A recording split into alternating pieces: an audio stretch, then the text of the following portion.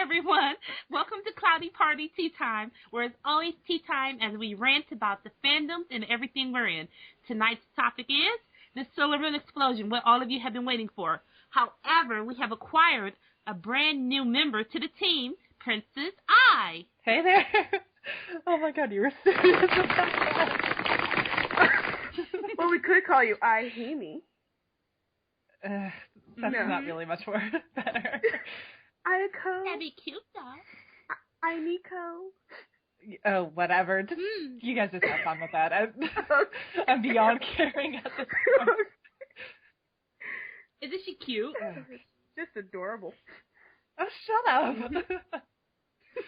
We needed somebody sane to balance out the crazy. You consider me sane? Oh, God. Apparently. So, as promised with the last podcast, because we went off topic a lot, we shall totally be ripping apart the plot holes, the craziness that is Sailor Moon. Now, for those of you who are like diehard Sailor Moon fans, we understand how you may feel. We understand that if you rant, that if you don't like our rant. But here's the thing.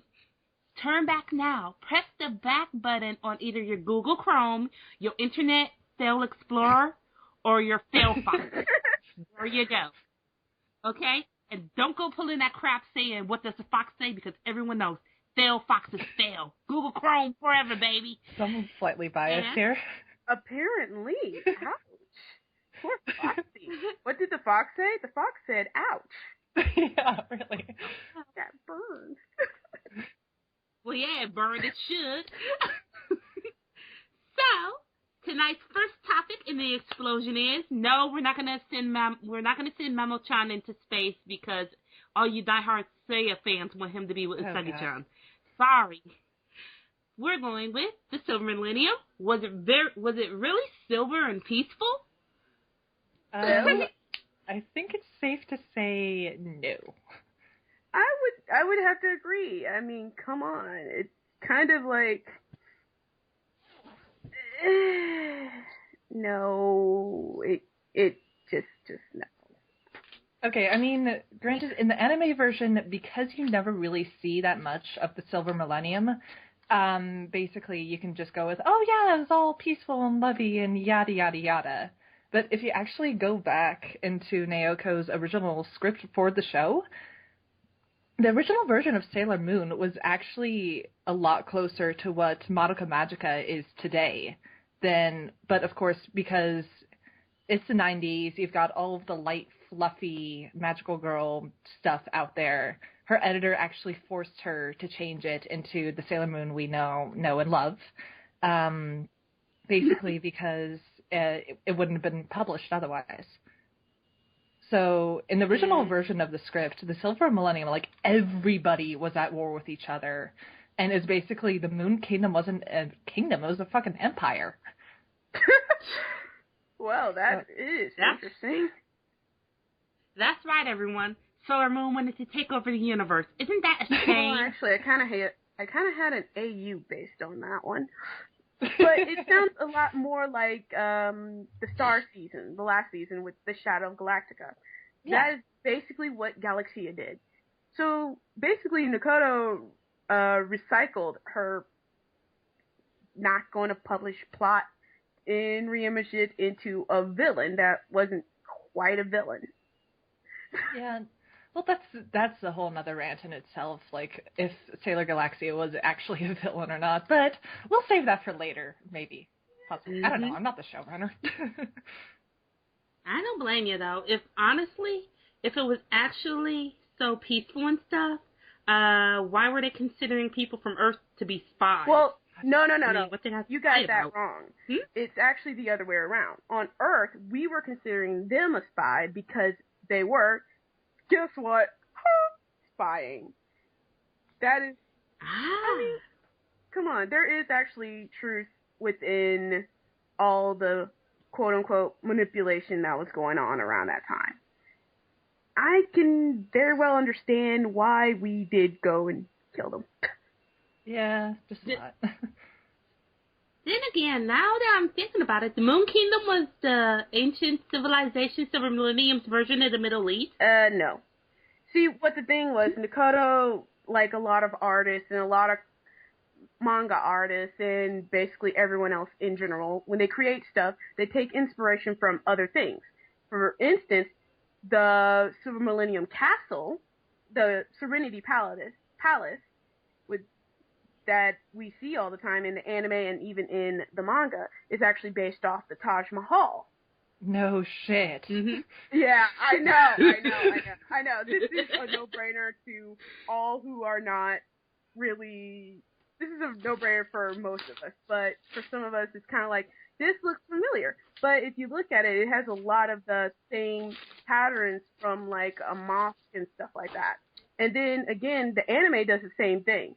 It's starting to make me think that these Serenities aren't that good at being original. Because in the anime, based off of the notes that Nakoto gave them, the Serenity Palace there does not look the same. It actually, when you look at it from above, when they're actually there physically in the future, it looks exactly like the Palace of Versailles. Oh yeah, it does, doesn't it? Mm. Yeah, but in some of the flashbacks in the anime, same thing. Hello, inconsistency. We have some flashbacks with Shibayusha, who thinks back on that time, and sometimes we see Serenity's palace in the background. Good point. Mm-hmm. Which is kind of like a little bit messed up, because who's the unreliable narrator on this? Well, there's also that, but maybe, I don't know, this is just me probably kind of looking into it more on like the symbolic level than anything. That may have actually been because, like, if you think about, like, basically think back to India being part of, like, the Persian Empire and everything, they did some really fucked up shit there. And not to mention, the Taj Mahal is an effigy to ultimate love. Exactly. But then again, the Palace of Versailles also is kind of an effigy to the most decadent thing that ever happened in France, and it fell. Yeah, thank you, egotism. But yeah, back on topic, though. Yeah, basically, well, also, let's see. You've got, with the Silver Millennium, you have the whole, the Hellenia arc, basically. Oh, that was beautiful. Yeah, well, it's basically, that's kind of another show that, like, the original Queen Serenity, and if you look at it from a certain point of view, the actual Soul Senshi and all of them, they're really not that good, because basically, like, original Queen Serenity is just kind of like, yeah, you're a bitch, into the mirror for you. And then, basically, and, okay, I apologize that I'm cursing like a sailor over here, but... Okay. It's fine. I curse all the time, it's okay. But, yeah, I understand what you're getting there, because I love that arch personally, but because the arch itself is reminiscent to both Sleeping Beauty and the Snow Queen and a few other fairy tales mushed up in there. But when you think about it, what was Sleeping Beauty really about in the first place anyway? It's about this royal couple that fucked up. Oh, yeah. That's all they did, because they did a very big no-no in not inviting the 13th fairy. Whether she was dead or not, they should have invited her, because it's polite society. And so when she retaliated at the slight, that's what they get. This is an insult. So when Helena shows up, she's like, am I not invited to this? This sounds exactly like Sleeping Beauty, doesn't it? Yep. Remember, kids, invite guests, even if you think they're dead or not. Please invite them, or they'll come back and wreck your place. Even if they're evil, still invite them. You might lessen the blow of deadly curses. Just a thought. And you'll live longer. Presumably. Yeah, but along the lines, it kind of does tell us that the Silver Millennium couldn't have been extremely peaceful. And then also, if we take a look, as I've written once, at how the Silver Millennium fell. How it fell is quite interesting. Because, think about it. They have all this power. they have a fancy, pretty crystal that, depending on the wielder, it can pretty much do whatever you want it to do. And depending on which medium we're looking at, it can still do pretty much anything the wielder wants it to do. There's really no variation, to be honest. Yay except for magical plot devices. Yeah, except for PGSM. PGSM, I gotta hand it to it. I like that show. It's, have either one of you guys seen it? Nope. Uh-huh. Okay, so at least one of you have seen it, the other one hasn't. I'm sorry, this is going to be a spoiler for you, but you're going to have to see it. Yeah, no worries. I'll get around to it. Yeah, but in PGSM, spoiler alert for everyone else, Princess Serenity, her emotions control the Silver Crystal. We all know this. But her emotions were so bad at that point in time when Endymion got killed that she destroyed everybody. Yeah, I have heard about that. Okay. Yeah, she destroyed the good guys, she destroyed the bad guys, she destroyed Earth. Everybody dies. Why? Because Endymion died. And then from then on, anytime she came back and used the Silver Crystal, it screwed with everybody. Nobody wanted this thing around. And I thought that was, like, awesome. But it also shows us that this crystal in the hands of whoever wants it, or whoever is able to use it, can do a grand scale apocalyptic one type of deal. Oh, jeez. Well, apocalyptic 3, to be honest, but still. Yeah, still. Remind me never to piss this sunshine off. Well, but that's actually well, we'll get into that later with the whole personalities things, but it shows that a lot of people take for granted that this crystal has a lot of power. But it also makes me wonder, how much power did Queen Serenity have herself? Because we're shown she's pretty darn powerful in her own right. It's just kind of like, so why didn't you just kind of like boom them off the moon? Oh my god, thank you. That's like the biggest freaking plot hole that I have hated for years and years and years. Like, even as a kid, I'm like, okay, this is stupid. Like, what the hell? Please articulate your puzzlement at this. Oh god. Like, okay, for the record, when I first started watching Sailor Moon, I was no more than like 7 or 8. Okay, I was a youngin'. And I, like, to this day, it was the first anime that I distinctly remember watching. But even, I'm just like, okay, so we've established that this crystal is, like, super, super powerful. Why the hell did Queen Serenity not just use its power to, put up a freaking shield or something over the Moon Kingdom to make sure that it didn't fall? Because clearly that thing can do something like that. I mean, hello. You've seen how many times Sailor Moon herself has basically used that as, like I said, the giant magical plot device. So, like, is it just because it was meant to be passed on? Personally, I just thought it was a gaping plot hole. It kind of is. The thing is, this is kind of one of those things where it's like, used only on demand. Yeah, I know, but I always felt the same way, because I'm thinking, wait a minute, so either you didn't have enough energy to do this, or I don't know. But I figured, but one of the things that we do also see in the anime, especially that episode when Luna is telling everyone what she remembers about the Silver Millennium, and we see the sailor Senshi must be imagining this, because Queen Serenity in that one had blonde pigtails, like light blonde pigtails. Yeah. But she's being surrounded by the other 4 guardians, and she's able to defeat whatever that darkness was. We're never told what that thing is. That's another plot hole. Oh, God. But she's able to fend off these creatures, these dark creatures that we see there in that little cute flashback-ish thing. Yeah, and she clearly has the power to destroy all enemies, keep these things in bay. I mean, come on, she locked another powerful moon queen inside of a freaking mirror along with everyone else that she had. Yeah, and she did that by herself. By herself? Like, she didn't even have... Yeah.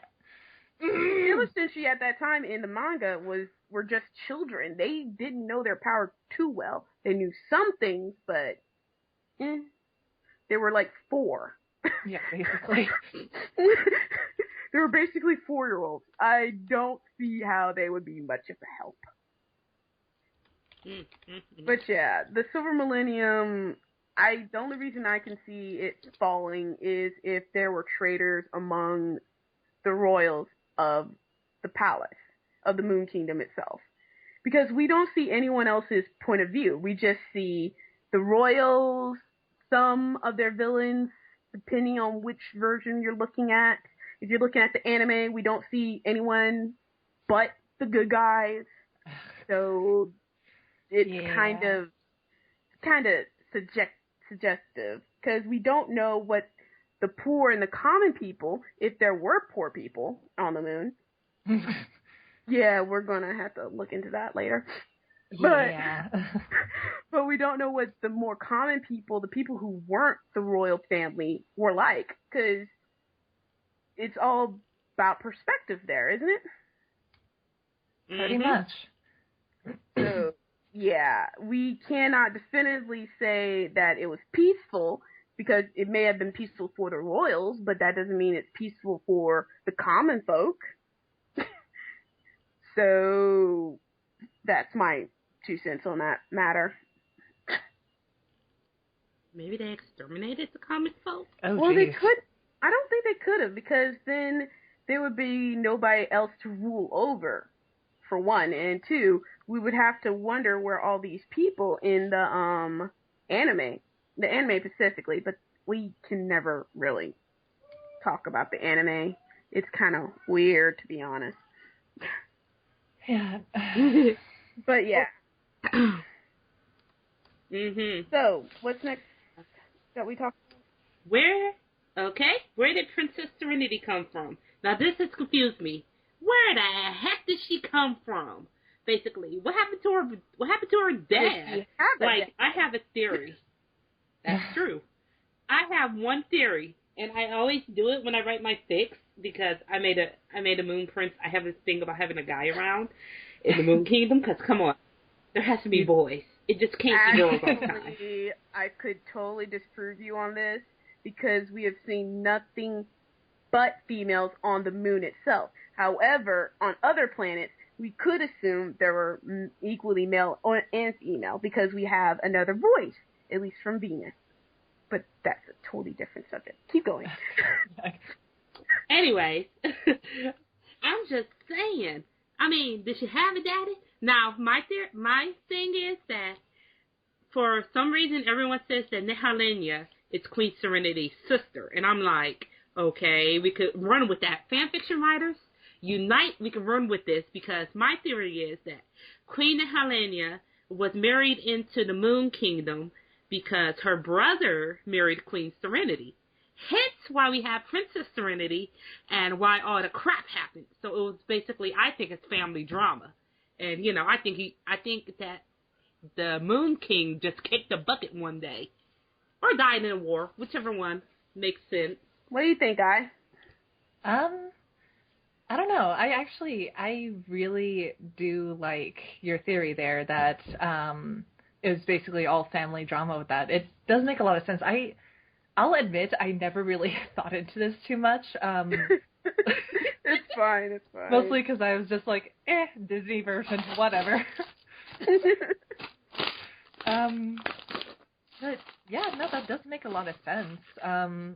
Yeah, I just basically always figured like, no dad around just because, or like just basically he never got any screen time, or just he died early on. Or of course you can just go with Queen Serenity just ended up budding there. Oh man, I have so many theories. It's ridiculous, because I have thought about this way too much. So my first theory is Mangaverse, of course, because the only thing that we get in the manga is that Queen Serenity showed up at the Galaxy Cauldron with an empty shell for a starseed, and she received a starseed for this empty shell. Well, we could look at this a bunch of ways. We could say that, like Princess Diana, Wonder Woman, that Princess Serenity was made from blood and magic. That would explain a lot, actually. It's highly possible, but considering the possibilities of a starseed and its capabilities, we don't really know the extent of what they can or cannot do. But, for all intents and purposes, we could say that Queen Serenity could have had or tried to do the same thing as Wonder Woman's mother did, except either her magic failed or she wasn't able to properly call up a starseed or Sailor Crystal, which one you want to use. And that's why she ended up at the Galaxy Cauldron. Or, like everyone else, I had the theory that there's a dad, but he got killed and left her pregnant and blah, blah, blah. All that fun stuff. Oh, yeah. I had an entire fanfic. Actually, my current fanfic is based around this entire premise. It's hilariously bad or good. Oh, I doubt that. You're a really good writer. Yeah. Mm-hmm. Okay. Mm-hmm. But still, I had all sorts of ideas of who Princess Serenity's parental unit may be, or she could be a surrogate. This is known to happen. So true. There are lots of limits. And then the anime gives us another version that we could play with. Like, here's a spoiler for people that haven't seen the anime version in Stars. I'm sorry, but you're kind of late to the boat on this. But, yeah. But Galaxia herself, the first thing she does is tell her starseed to fly away and go find someone that can help. Now, her starseed takes the form of Chibi Chibi, an actual physical child that feels and presumably grows at the end, but still. This child is a physical manifestation of a Sailor Crystal. And it thinks, breathes, walks, does all that. So that gives way to a thought of maybe Princess Serenity is actually Queen Serenity's starseed. Or a clone of it. Physical resemblance. Yeah, they look exactly the same. Except for the hair. Well, that's literally the only difference. Literally the only difference between Queen Serenity, Princess Serenity, and Chibiusa is the hair color, and for Chibiusa it's the style and eye. Everything else is exactly the same. They all pretty much more or less resemble each other. I think the thing that makes Chibiusa unique is that she was born au naturel. And are you okay? Breathe. Are you okay? Good job, Vampy. You killed her. Okay. I'm alright. Oh, I am. Oh my god, okay. why'd you say it like that? It's true though. We know from the comics itself that Usagi and Mamoru were a little bit more than just kissing on cheeks. That whole we know that whole one scene where it looked like he had her on a kitchen table, or maybe it was a bed, and then the next panel she doesn't have that undershirt on. That's kind of a hint. Just saying. Remember, kids. Remember, magical boys and girls. Don't be a fool. Wrap your magical tool. Otherwise, your child from the future will not be from the future anymore. Yes. Don't be silly. Wrap your willy. Okay, but back to the whole Serenity thing. Does she have a dad? Does she not have a dad? And really, this is one of those things where it probably should matter, but it doesn't. Because it doesn't affect the overall story at all. No, not in the slightest. It would have been nice to know. Yeah, it would be nice to know, but at this point I'd say it's more like just background info you find on the wiki than anything. Pretty much. I mean, we can all make it up, and it's kind of fun to kind of do it like that, which is why a lot of us love Sailor Moon, because of these little gaping holes of knowledge that we. Mm-hmm. But anyway, ourselves. Yeah, exactly. Anyway, let's go to the next part then, huh? Okay, Prince Endymion. Is he cheating pawns? Oh, God. This is gonna be fun. Here we go. Go ahead.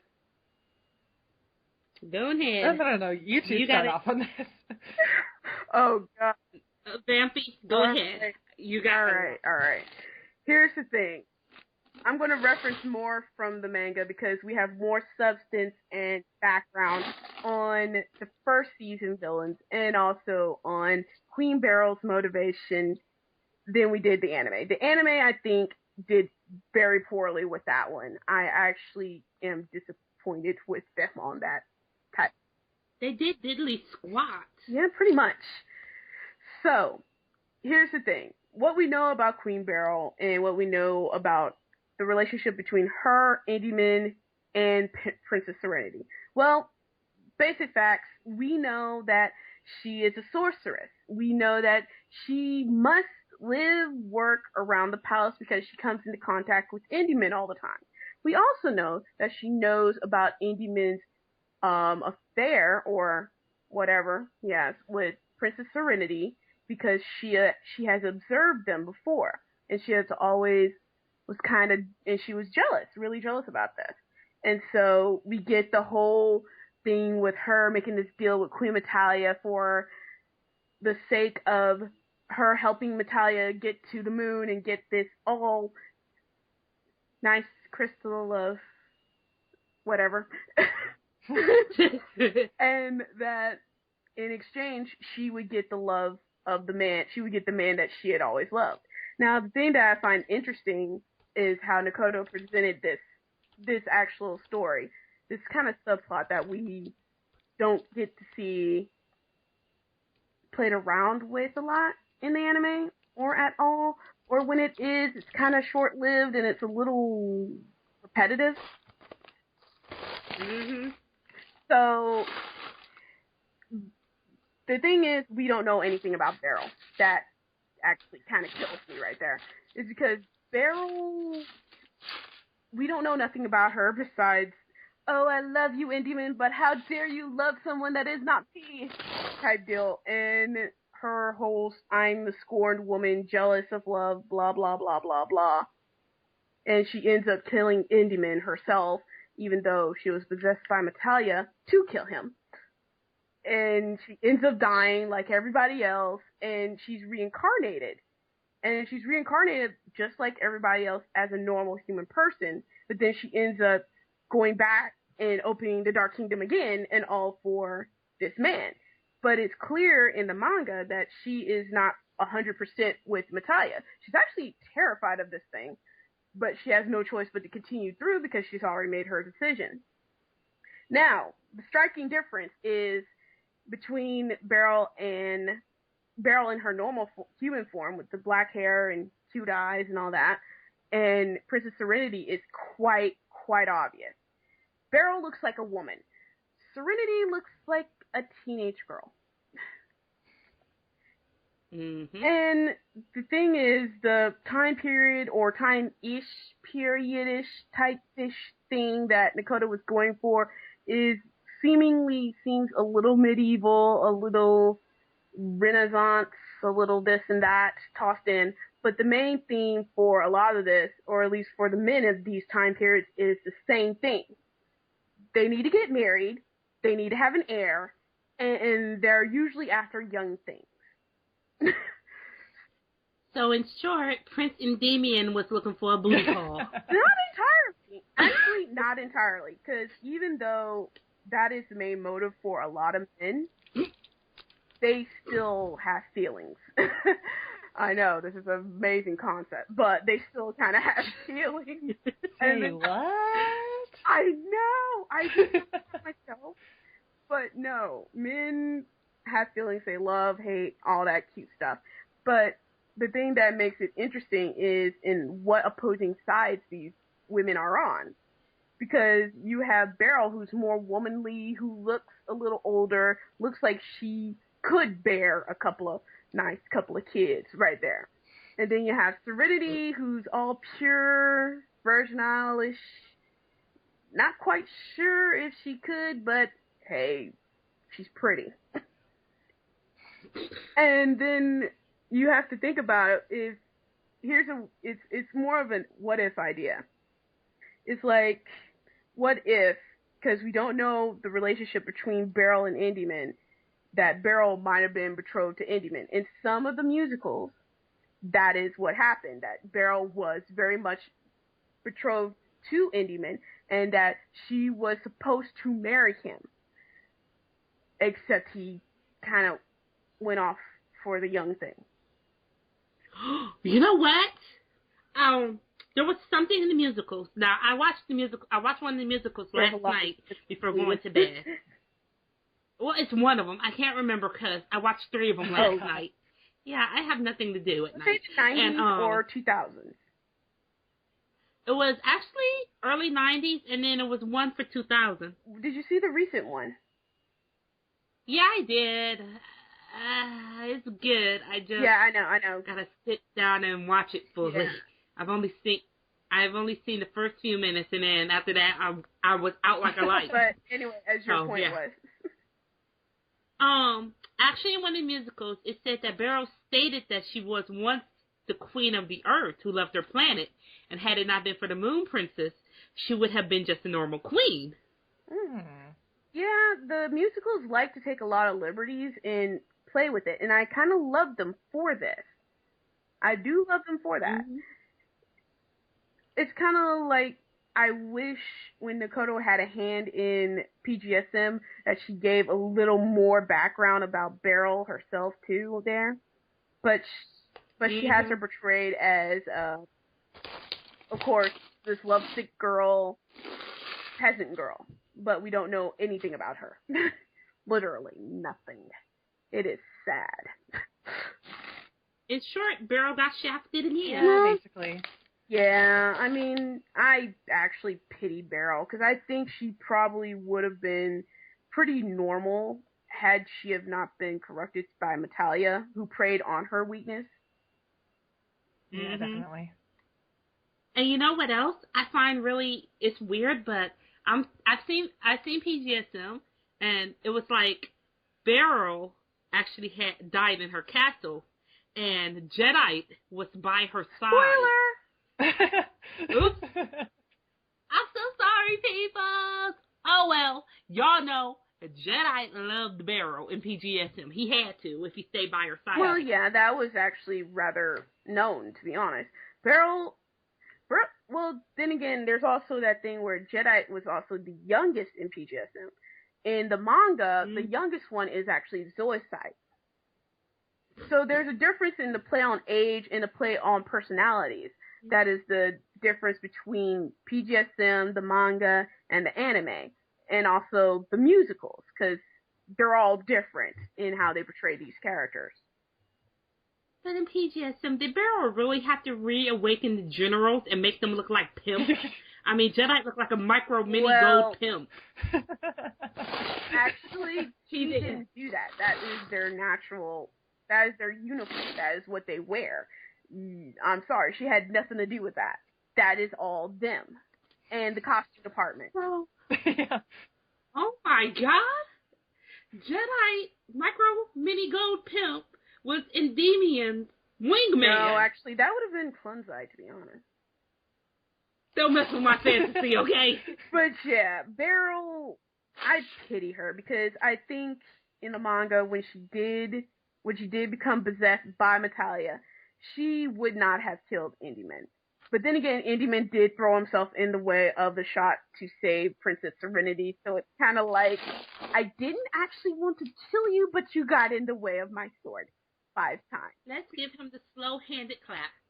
But here's the thing. Here's the central thing about Sailor Moon that I find very interesting is that it trades on love, but it doesn't tell you what type of love. It tells you that there are all kinds of love. There's jealousy, there's good love, bad love, and there's that friendship thing, and then there's family, and it's a glob of love. But yeah, poor Beryl. And Prince Endymion, if the situation was that Beryl and Endymion were betrothed, or that Endymion, I can't help but think that he might have encouraged her feelings for him, even if unintentionally. Because depending on Beryl's state of mind of when she met him, if he's the only person that treated her like a human being and decently, and the rest of the world has been doing nothing but treating her like shit, yeah, she's going to think there might be a little bit more to this. So her idea of being angry with Princess Serenity isn't entirely an incomprehensible thing. It's actually quite understandable in the long run, to be honest. Any other thoughts, guys? Not really. Oh, except Prince Endymion, pond scum or not? Is he pond scum or not? I don't know. Personally, I'm going to go with no on this one because I always just saw that Beryl just got kind of the short end of the stick in the love triangle here. So I don't know. Personally, I just thought like she was kind of like the one who's off on the side, like, oh, I'm in love with you, but you don't like me back, so meh. Yeah, I don't know, like, I can't really follow what Vampy told the beach there. So. I am so sorry. It's just that I get invested into these things, and sometimes I start meandering off into wherever land. No, don't apologize. Are you kidding? Yeah, it's actually pretty insightful. Yeah, for real. Well, it's just because when I look at the art book, and I notice how Makoto draws these figures. I mean, we know she likes to draw Usagi Serenity as sexy and as womanly, but she doesn't give her the same curves as she gave Beryl or even Emerald. She even notes in her art books that Emerald is very hippie. She has very wide hips. And I find that kind of interesting in a sense because it's also a little interesting in body diversity right there. Just a little, not much. Yeah. Well, but hey, it's better than most animes. Yeah, that's true. But both Emerald, Nehelenia, even Queen Serenity actually, in a way, but not really because she has the body of a supposedly 18-year-old. Oh, God. Yeah, that's in the notes. Oh. Oh, boy. And don't forget about the Witches 5. Oh, yeah, jeez.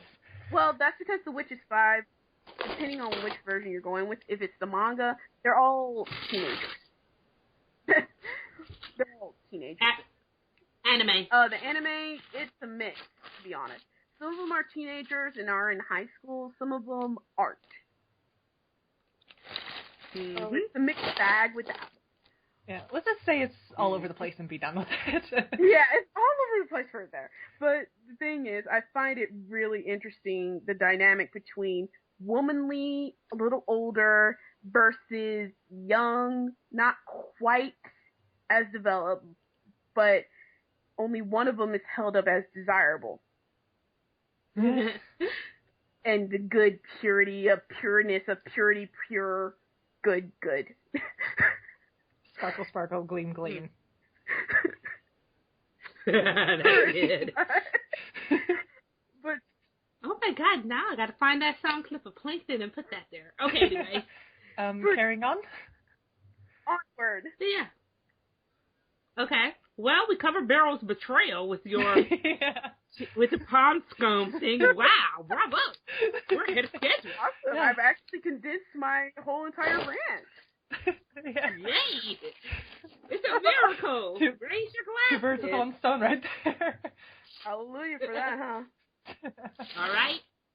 Next topic: poor Saturn. Oh, God. And this ticks me off badly. Stellar Saturn. You know, when she first, okay, back in the early 90s, I was like in 6th grade. And you know the old the stores, Fashion Bug and stuff? They used to sell Sailor Moon merchandise, ranging from stickers, clothes, and everything. So I went into the store one day, and I saw these stickers. I was like, oh my gosh, who is she? It was a Solar Saturn sticker. So I was like, you know, I was thinking, I'm like, okay, she could be, you know, I was like, okay, she's probably Solar Uranus. Didn't know about the outers at the time, mind you, as a kid. They didn't. Yeah, we didn't know. So, you know, I assumed, I was like, okay, so she's Solar Uranus. I wore my Saturn sticker everywhere. I had it pinned, like, stuck to my jacket. So then, like, I got to 6th grade, and when we had our epic computer lab, before child blocks were a norm, people, before child blocks was a norm on computers nowadays, I went to this Silver Moon site, and I saw Saturn again. I was like, oh man, it's Uranus. I said, oh, she's Saturn. And, you know, I found art. I had pictures of her everywhere on my desk. I drew art of Saturn. So then, yeah, Saturn, she's my favorite. She was my favorite before Venus took over. But anyways, so, you know, one day, 8th grader, it was around the time Sailor Moon X started. So, you know, I was excited because I saw the opening theme. I was like, oh my gosh, it's Saturn. She's in this season. You know, I was excited. I got all geeked. I got into the outer Senshi fever. I can't be the only one who nearly fangirled when Pluto came back. Oh, God, yeah. Y'all did. Okay? It was like, Pluto came back. It was like, you know, you think, you're a middle schooler. You're sitting there thinking like, oh man, it's about to go down. Pluto is back. And so, you know, watching the show, you thinking like, okay, so where's Saturn? Why is she in the opening theme and yet she hasn't shown up yet? So, when Saturn made her debut appearance as Chibiusa's friend, you know, you thinking like, oh, you know, the same episode, you thinking like, oh man, she about to henshin. You turn around, find out she's on the dark side, and you're mad. And then, when you get a hold of the manga, because I will tell you, she pwned all the outer Senshi. Yeah. She did. She beat them. I mean, she threw Uranus from a balcony. Now, that's real power right there, okay? And, you know, it's like, you know, when you're thinking about it, it's like Saturn was in the Silver Millennium. The other Senshi were, the outers were, they had a neat little backstory condensed. It was neat, you know, like, oh, they couldn't leave their posts because they were protecting the world from the outside invaders. Yeah, bang up job you guys did there. Bang up job. And, you know, it's like, they protect the, outside invaders. They didn't do a good job. So, you know, it's like, okay, so where's Saturn in all this? Come to find out, she's asleep. Not on her planet. Not even inside her castle. Inside her friggin' planet. It's like, why wasn't Saturn around? She was asleep this whole time. So then you come to the realization with all the crap that went down with Pharaoh 90. And everybody's like, oh, we must kill her because she's more powerful than us. Oh, we must kill her because she'll destroy the whole planet by swinging her glaive down. Oh, we must kill her for this. Oh, we must kill her for that. Oh, we must kill her because she's a secondary child character, and we must focus the attention on Chibiusa. That's just one of my theories. Okay. Anyway, like, it's like, where's Saturn? She got shafted. I mean, she had the baddest weapon. She had an actual weapon with a blade. It wasn't a secondary weapon. It was her main weapon, a blade. It's like, she carried around it. I will say this, Saturn pioneered the whole bladed weapon thing in later Magical Girl series. That's what I'm going with right now. And, you know, everyone's like, when you find out you're just sitting there watching, it's like, why do they want to kill her if she's one of them? The whole destroying the planet. Come to find out, afterwards in the manga, she killed herself because she protected the world by restarting it. So her one good attack was like, it kills her. That's it. That's the end of her. You don't see her no more. Bye-bye, Saturn. We loved you for what? A couple of manga volumes? Yeah, bye-bye. Then, she gets turned into a baby. She doesn't do anything in the Super S season. Because the outers are like pushed to the side. Mind you, this is the anime, not the manga. Yeah, the anime. I know the anime. The anime is like she gets pushed, the outers get pushed off the picture. and we get one season of crap. I don't care what nobody say. I hated Super S a death. I really did. There's a lot of people that feel that. Yeah. It's one season of crap. It was one season of crap. Nothing but Chibiusa this, Chibiusa that. Oh, she's dating a magical hussy. God. Right there, I see. But yeah, Oh dear God. it's like the Outers finally show up in stars, and you get geeked. It's like the Outers are back. You got Uranus, Neptune, Pluto, Saturn finally. It's like, oh man, they about to, stuff about to go down. What happens? Saturn doesn't get to fight until the last episode. The first few episodes, she sort of gets to fight, and then after that, it's like, you don't see her no more. It's like, what happened to Saturn? Last episode, she showed up with Pluto. Her and Pluto roll up, because, mind you, Pluto only had 2 episodes when she fought. And it was like, why? Oh, and Pluto didn't get another attack. That made me mad, too. But it's like, Saturn. Back to Saturn. Poor thing. She got shafted so much. It's like, the video game, she has to fight. The anime, she doesn't get that much. Manga, she handled the Senshi business like a boss. Okay? She handled it. She handled the situation with the Amazon Quartet. She handled it. She handled the business. Sailor Moon was too busy chasing Mama around. Love the puppy. And it's like, romance, yeah. Hey, I can't help it. I got beef with that when it comes to Saturn, okay? I got beef. Oh, we noticed. We saw. And it's like, she handled the business. Chibiusa was just there. But Saturn handled the business. It wasn't Chibiusa who initiated that they go after the Amazon Quartet. No, it was Big Mama Saturn. She handled the business. But no. See, the Amazon Quartet, they came back because Saturn asked them to. They were going to kill them.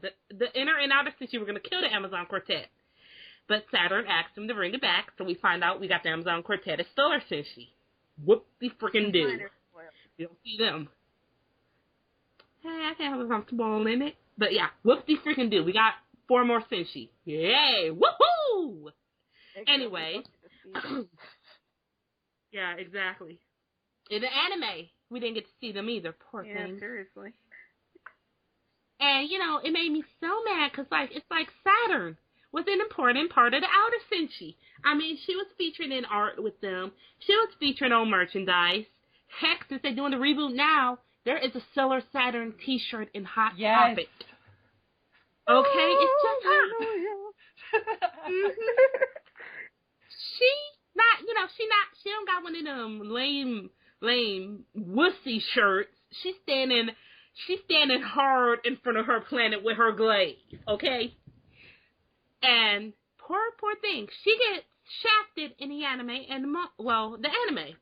It's like, what did she do to deserve it?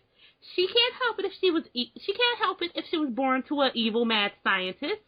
She can't help it if she sort of died. She was dead from the neck up for a couple of minutes when she was a kid. And she can't help it that the outer Senshi were scared because they knew if she would have awakened, she probably would have took down the Heart Snatchers immediately. She probably would have took them down. Everybody knows that. The Outers were just scared of losing their screen time. It's like, oh, we should kill her. So, poor Saturn. She was as powerful as Silver Moon. That's the thing. I think that's why they all felt threatened by her, because she was as powerful as Silver Moon was. And why she got shafted so much. Or the animators just didn't like her and wanted to focus all their attention on the pink-haired spore thingy that congealed from whatever she came from. I'm sorry. I have always and will forever hate Chibiusa. I cannot stand her. Oh, God. Oi, Chibiusa. Go back to where you congealed from. We don't like you. Oh, you guys. Just saying. You know it's true, Kuro. I mean, Vampy. Whatever we're going to call you on this. I have a lot of names. I am a person of many names. Yeah. So, But what do you think? So, what do you think, about the Saturn getting shafted thing? I agree with you here on this completely, that She definitely should have gotten a lot more screen time because she was such a freaking badass concept and character. I mean, back, again, in the original notes, Saturn was supposed to be a freaking android, okay? How badass would that have been? Cyborg. Same thing. Oh, There's a cyborg. difference between android and cyborg. I know. Yeah, thank Okay. you. Sorry, cyborg. My bad. But basically, well, all that kind of awesome idea aside, I don't know, like, I guess it does make sense within the mythology of the show that basically Saturn is the Senshi of death and rebirth. So basically, you know, if she shows up, oh shit, everything's about to go to hell. So I can understand why they're kind of like, just like, oh, okay, we can't show her yet. No, Saturn, go play in the sandbox, basically. I don't know, so that, it makes sense to me on that, but it would have been so much cooler if she actually would have shown up and tried to go against her destiny as a Senshi, basically, being like, I don't want to bring about the apocalypse, I want to help, not just hit the cosmic reset button, basically. You know what? I think Saturn's last thoughts when she hit the cosmic reset button was, oh, ain't this? Yeah. And actually, I don't know, this is kind of a fan theory that I heard, but it makes sense to me that the reason why her glaive is double-ended is because of the fact that she, like, I don't know, this is just something that I read, the kind of an idea, like, okay, what if it was originally just single-ended, but she hated her job so much that she didn't want to live through that constantly, so she made it double-ended, so once she destroyed the world, she could take herself out as well. Interesting thought. Yeah. But still, you know, the whole little oh, ain't this a bitch thing that she made. Yeah. Oh my god, now I gotta do... You guys are evil. I'm so a fan art of that. But yeah. My POV on it is that I honestly can't understand why she was asleep during Silver Millennium most of the time. It could be because, I don't know, maybe Queen Serenity kind of got terrified of this kid and was like, nah, we're gonna make you sleep.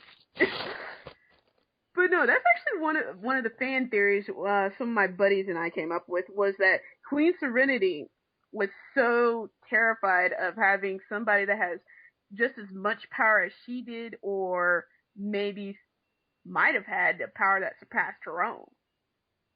And that's why when she entreated Saturn, the Saturn Kingdom, or whatever was there, we don't know because we're never shown. It's kind of like, why? But the fact that Saturn has this much power is that probably Queen Serenity did some spell, did something to cap it, to make it controllable somehow. That makes sense, and that would also kind of go back to the whole Silver Millennium not necessarily a good thing. Yeah, and then if you think about it, it would be ultraly hilarious if some of those powers, because again, this is all fan theory and fanficky ideas that me and my friends cobbled together, and that we thought that maybe Queen Serenity and Silver Saturn, the powers that they did suppress or capped or something, they put into Nemesis, and that's why when Nemesis was discovered, it is nothing but a black hole of death. But in short, Saturn's words from when her powers got capped ain't it a bitch. But I think, looking more at Saturn, I can understand why they would keep her away, because one, she's a mystery. Two, at the time Nakoto probably just finished the manga, and it was then just getting animated.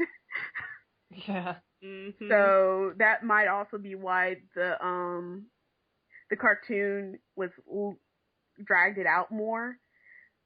But then I can't help it. I have this major beef with the anime that the manga didn't have.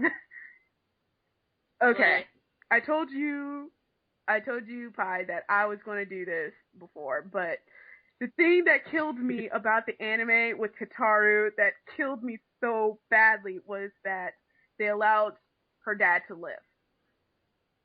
Yes, I know that drove me crazy, because in the manga, spoiler for anyone that hasn't read it, I'm sorry, not really, but okay.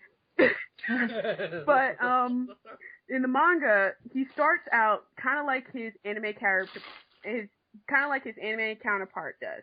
He's a caring guy. He just wants to know things. He's a scientist. This is what he does. He investigates stuff. He tries to figure out how the hell does this work. And because of his experiments, it destroyed the lab, it killed his wife, and temporarily his daughter died.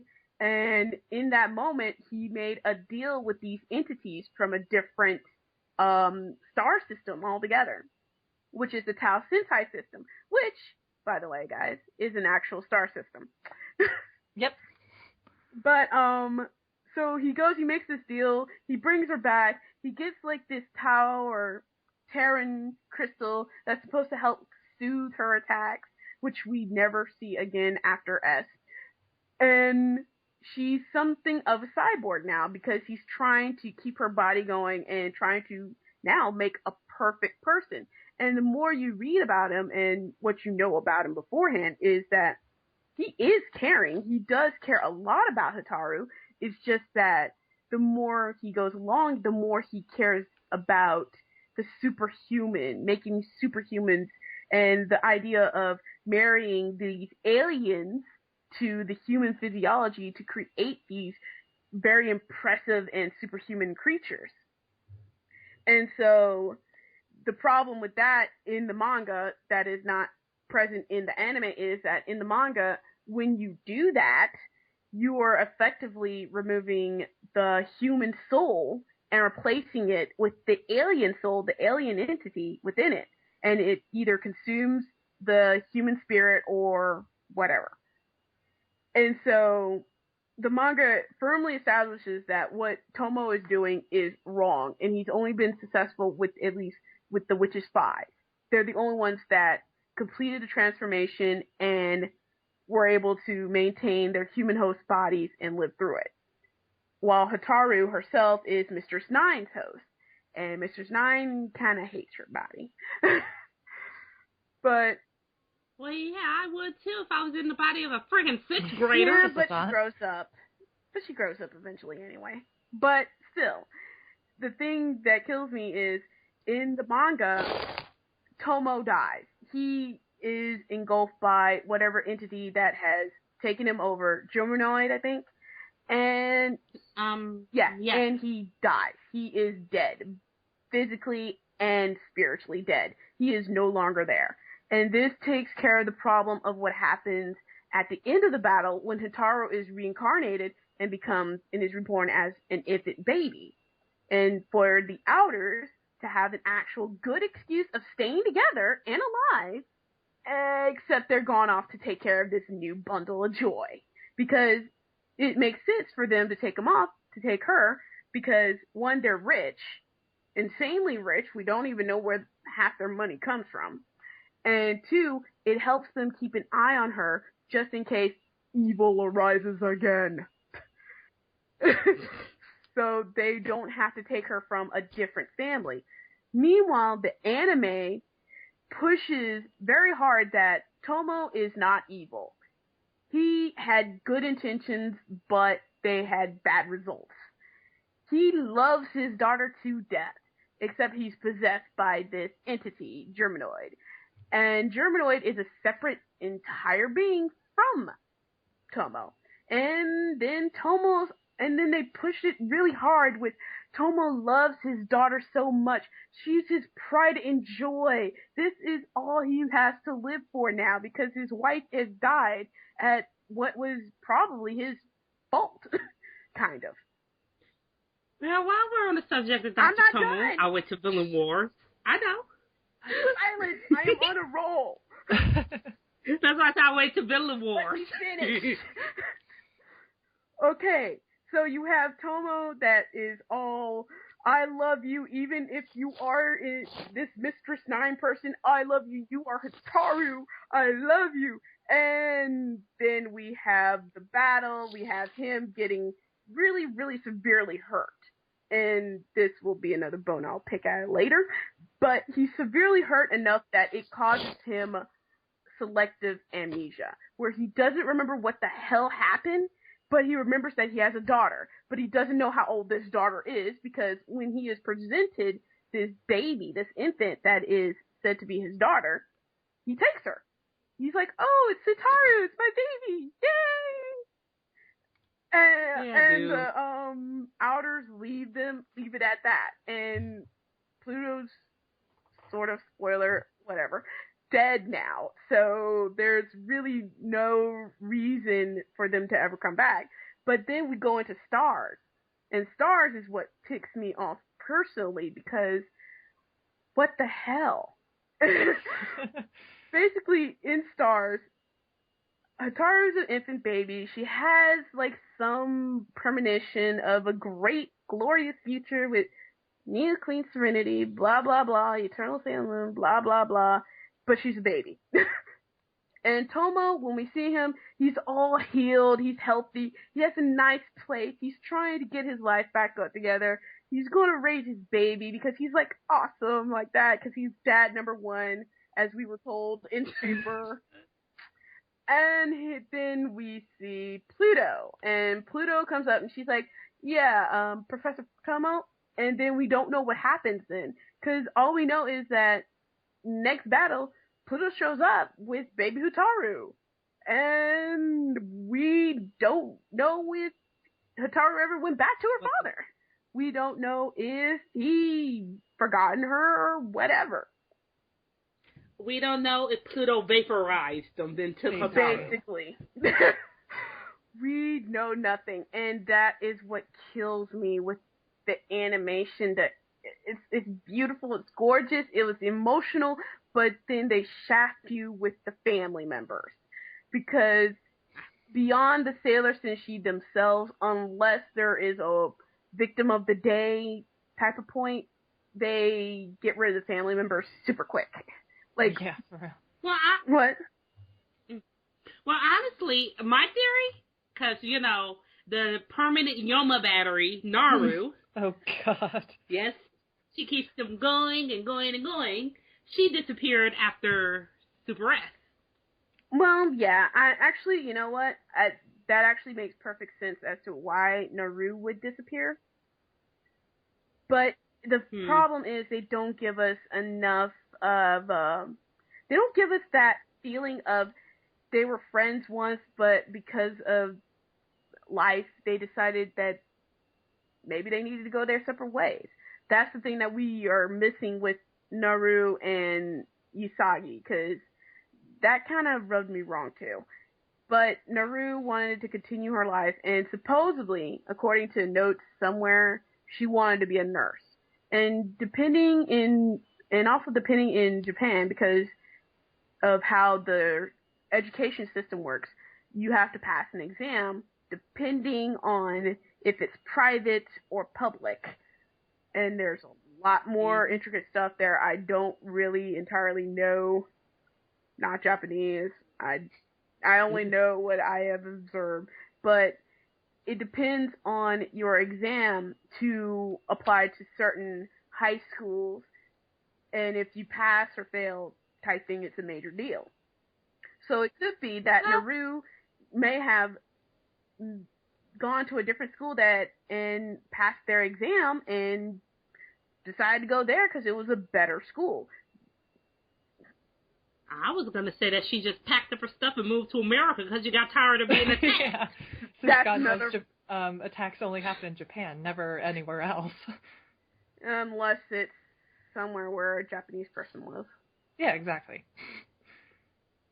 Hey, Godzilla hasn't attacked America. Okay, wait, yes, he has. I was about to correct you. I have to think about it. See, you can live anywhere else in the world and you will be fine as long as it's not a capital.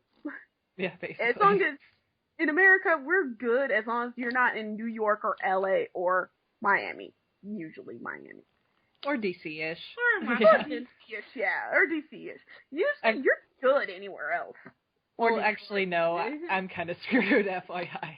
Yeah, you're fucked. I'm sorry. Viva! Huh? Oh, yeah, she's in Vegas. Aww. She's screwed. She's just screwed.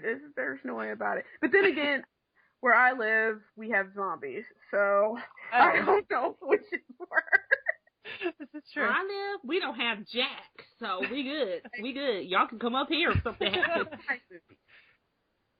We only get blizzard. Yeah, that's why I would rather brave the zombies. I'm not that great with cold. But anyway. Anyway, back on topic. Yeah, back on topic. Back on Saturn. But yeah. With Saturn, I think she did get shafted. I think there is a lot that we're not seeing, that we need to know about the Silver Millennium with Saturn, because her thing is, she just wants peace. Really, that is actually her entire thing. She actually wants, but like the rest of the Outers, she do any need necessary to get that peace. Oh God, what's all the crinkling I hear? She's eating. No, water. Hey, carry on. You're good? Thank you. I know you're hungry, sweetie, but It was water. Ice. And I knocked it down with my foot. Bullshit, but... Anyway, with Saturn, she wants peace, but she's like the rest of the Outers in their mentality. There is there's an interesting mentality with the Outers, because they kind of act as one. They don't actually divide on almost anything. So if Uranus and Neptune, spoiler, in stars, they quote unquote betrayed Sailor Moon and became Galaxia's lackeys. But It's 15 minutes. yeah, but let me put it this way: Saturn and Pluto both looked at them and they did not fight. It's like they actually knew the entire plan of what these two were doing. So it lends itself to the whole fandom idea that these guys are really close knit, and what they do is they take really seriously, more so than the inner Senshi, who are kind of Flighty. Yeah, flighty. They're flighty. They're cannon fodder for Solar Moon Base. Basically. Yeah. Because they died how many times? Oh my God! I just realized. What? Mars wears red. She's a red shirt. Yep. Well, if you want to continue this train of thought, Minako has a lot of yellow on. She's a yellow shirt. The yellow shirts don't die. The red shirts die. The yellow shirts die in the reboot a lot. Okay, the reboot. I'm going with the original. Red shirts die. Yeah, All but over the place. yeah, but still, with Saturn, it's I don't know what to say about her in the Silver Millennium, except that she actually probably could lend, yeah, that's actually a good idea right there. She probably could lend the idea of how a planet either chooses its Sailor Senshi, or how they probably are actually created. Ooh. I just hurt myself there. Good job. It works though, but the thing about stars, when her and Pluto died because of Uranus and Neptune, her last thoughts ain't this a bitch. There you go. We end on that. No, that was not that. You know, she and everyone else were like, man, please. Sailor Moon will take care of this. We're going to take a 5-minute break. Just kill us now. Okay? Dead. I still say she said ain't this a bitch. What's next on our itinerary of Pluto's forbidden love for Prince Endymion, and it goes right back into Izzy Pond's. Oh, God. Go again. So, you go first. Yes. I don't really know what to say here. Again, this is not something that I can honestly say this is not something that's crossed my mind. Like, if you... Yeah, no, I got nothing. You got nothing? I got... What? Well, no, like, again... kind of new. Thank you, Captain Fucking Obvious.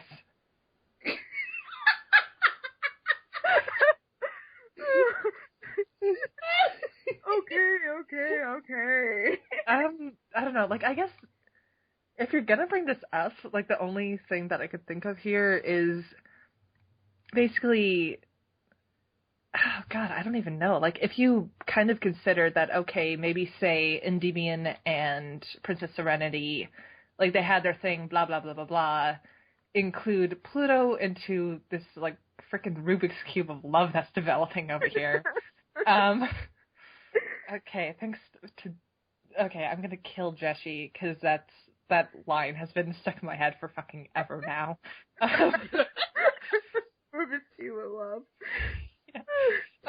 Yeah, like, that goes back to a whole part, like, this whole Sailor Moon art group that Vampy and I are part of, that it's fucking hilarious.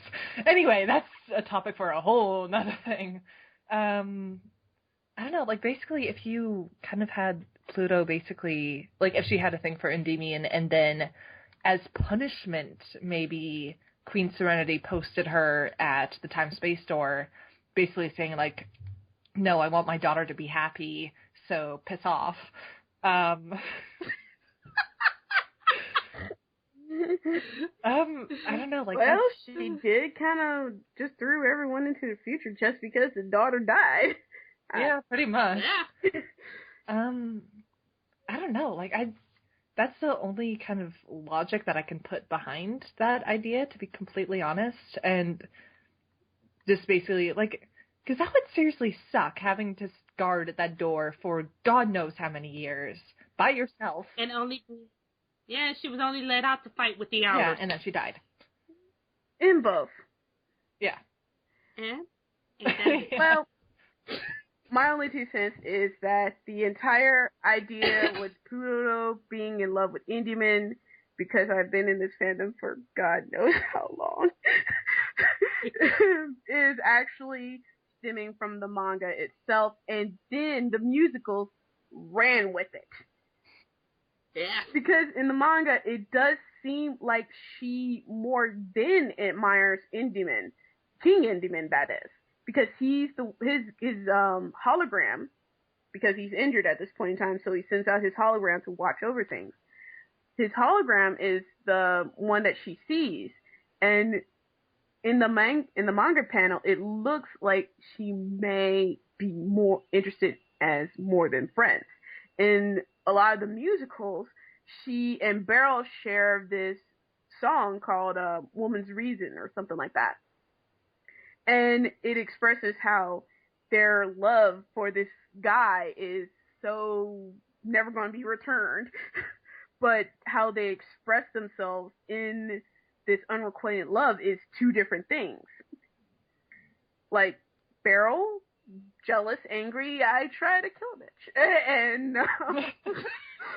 And Pluto, lonely, sad, but I want my beloved to be happy type deal. So I'd rather be with Beryl. I'd rather be on Beryl's side.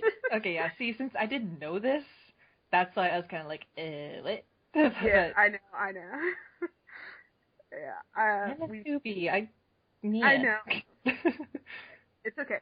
We all gotta start somewhere. Yeah, no, like, sorry, like, I feel bad. Like, if you're saying, Pi, like, if you said that you were watching Sailor Moon, what did you say, S, when you're in 6th grade? Yeah, 6th grade. Wait, no, 8th grade. I watched Super S in 8th grade. S in 8th grade. Duh. Okay, yeah, then I am literally the baby of the group, because I distinctly remember seeing the scene where basically Uranus gets killed. Like, this is the one thing I distinctly remember from the series from when I was a little kid, before I started rewatching it again when I got older. I was 7 at the time, so... Oh, yeah, you're the baby. Yes. I kind of want to put a pacifier in your mouth. That's how you're the baby. Oh, shut up. Wait, don't abuse her. She's our new co-host. Leave her alone. I hug her. Hey, I have to give you guys a hard time sometimes. Oh yeah, no. I shake my magical stick at you. I shake it. But it's okay, I'm used to it. Back at Pluto and her poor love. But I don't think Endymion was aware of her feelings at all.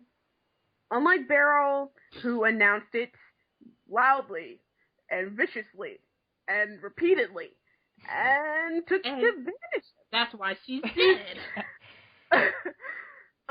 But Pluto, on the other hand, she is kind of held up as a model of what you should really do if the person you love doesn't love you back.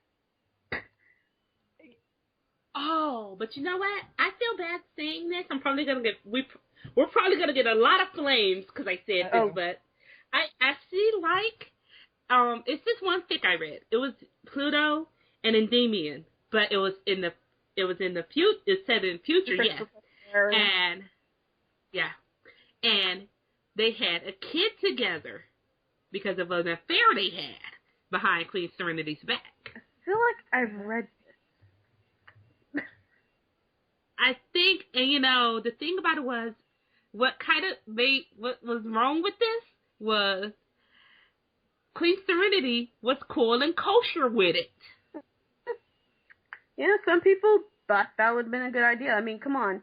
Considering how some things work way, way, way, super way back in the past, in the dusty past, a lot of, and actually currently too, is that certain people of very high status that had the money and the gold and all that could have multiple wives or multiple consorts or concubines.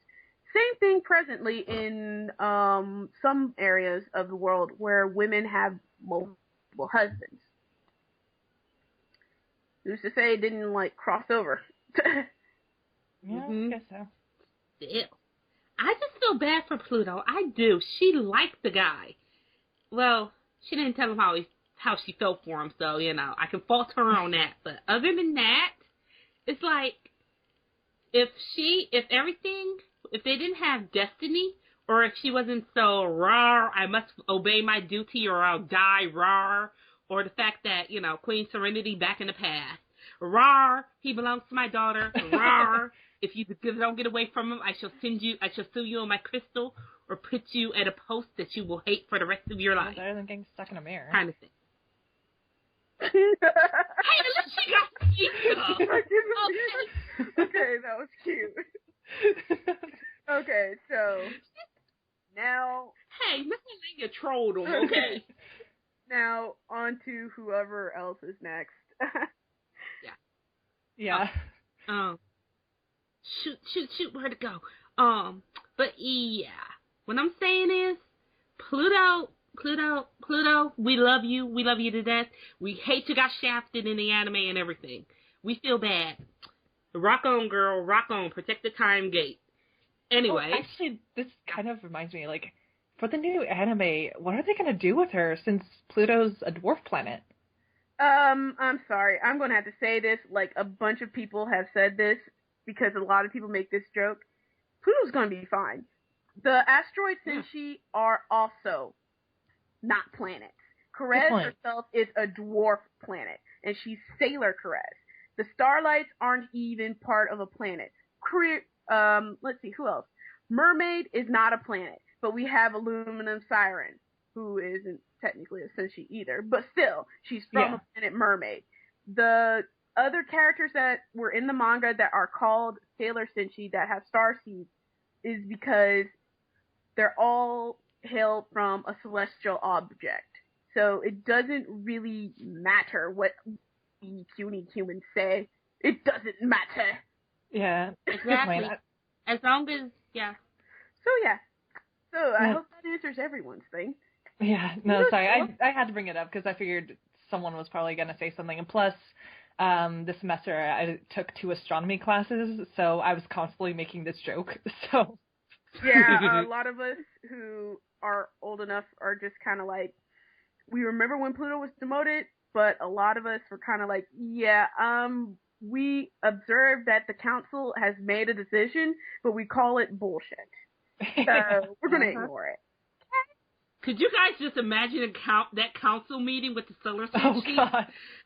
I think Pluto would take. I think the only reason Pluto did not lose her solar street cred, as I call it, is because she pointed her time staff at Solar at Neo Queen Serenity and told her, just make a stupid decision and see what happens. I could send you back to the Stone Age if I want to. She could, because for all Neo Queen Serenity and Usagi's love and power, Oh my God. she actually can't do squat on her own.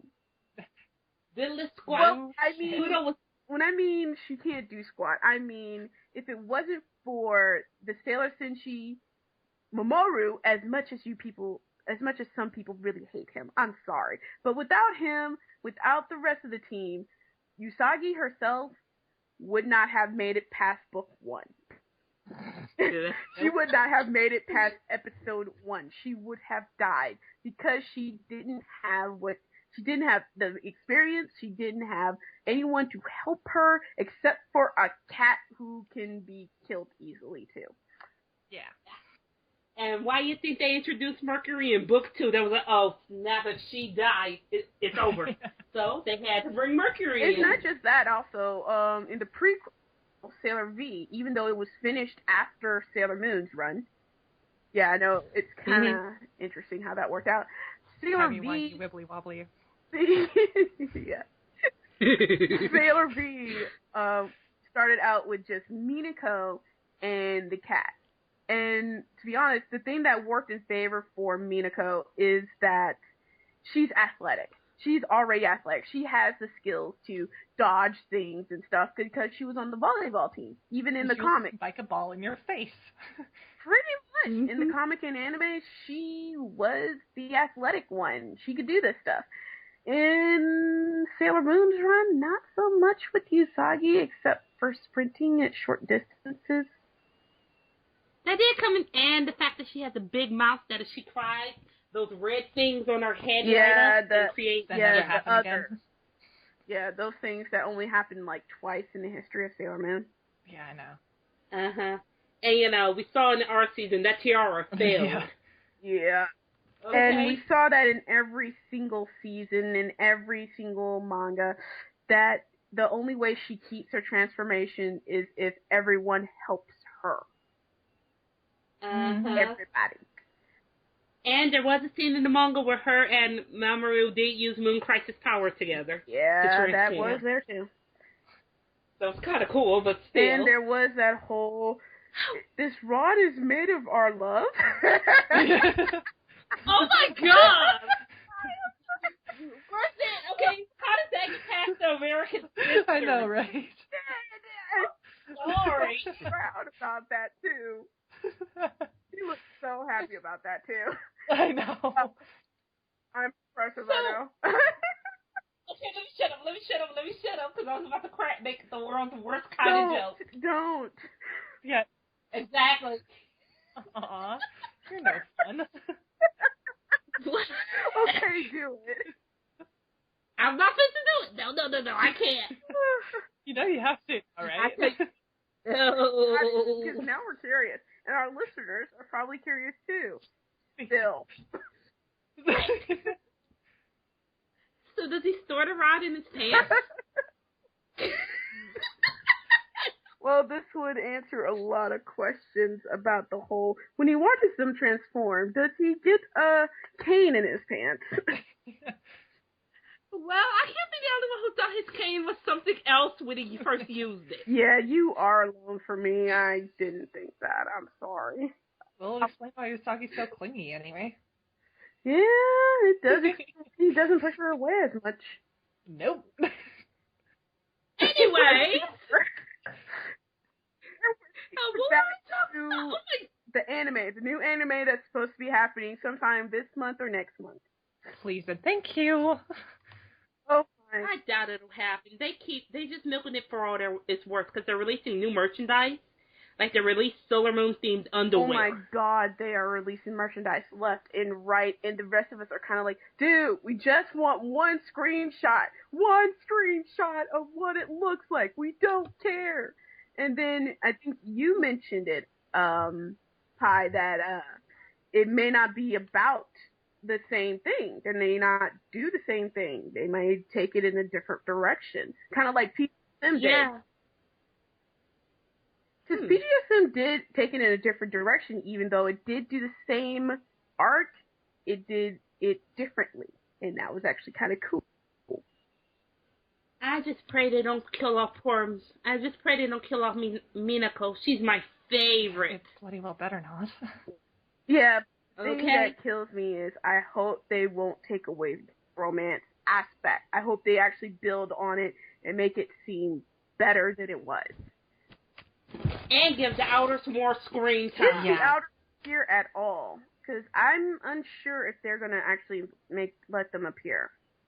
Oh, good point. Better. Oh, that's a good point. Depending I on know. where and how they end up having the franchise go, they Well, they're releasing Outer Senshi stuff now a lot. Well, that's also because the manga got reprinted again, and this is the third time it's been reprinted. Fourth time. Yeah, fourth time. And so that could also attribute to the new mech for that. Mhm. And we may get the reprints anyway for that's coming up right now, because when I went to Anime Expo for the Koden Shada panel for the mangas, they actually said they're in contact with Naoko. So yeah, well, fingers crossed. fingers crossed. And we may get the art books soon too. That's what I heard. They told us that too. We may get the art books real soon. Now that would be wonderful. Yeah, that would excuse me. be great. I kind of want to see them redo Chibiusha badly.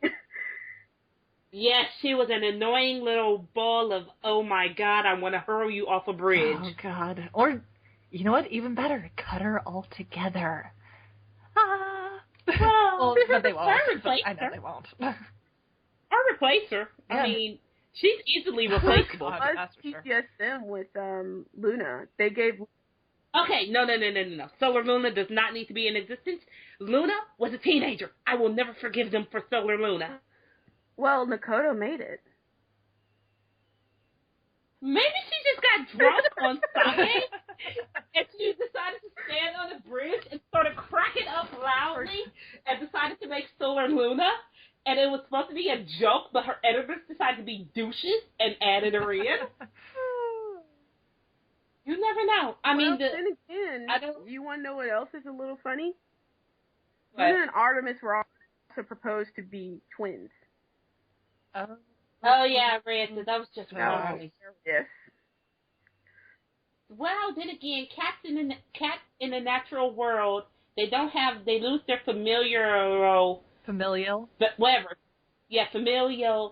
things at a certain age, and yeah. Well, but here's doesn't the work. thing with Luna and Artemis, that she later then established them as having human forms, and this is also their natural state too. So we don't really know what's going on their planet, really. But anyway, back to topic. Yeah. I keep trying to drag us back, but we keep running away from it. Because we know there's more stuff. Yes, I know. And But- whose fault is that, Pretel? Oh yeah. But yeah, what were we talking about again? Some anime. Oh yeah, The anime, Outer Senshi, Chibiusha. Yeah, I kind of hope their dialogue, because I mean, I like Chibiusha in the manga and the musicals because she's adorable there. She's not a total pain in the ass.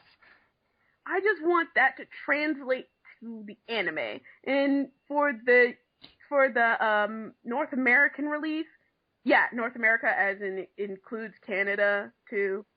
Thank you. But as also for the North American release, for them not to change the dialogue as much as they like.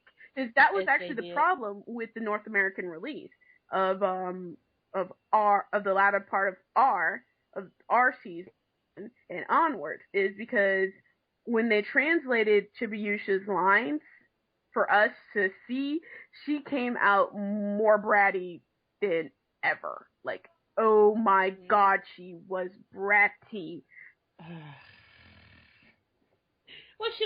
Well, her English voice actress was kind of cool for our season. I will give her that. I liked her super to super S voice. I didn't. I liked that one a lot more because it felt better. But then again, we had to deal with that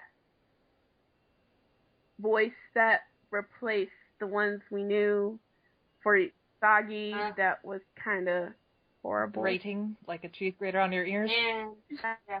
And apparently the actress who replaced her was trying to emulate the original voice actress. I'm actually kind of glad she stopped after a while. Yeah, me too. It kind of sounded terrible. She sounded like a dude. She kind of can't help how her voice sounds. It's kind of like Fran from The Nanny.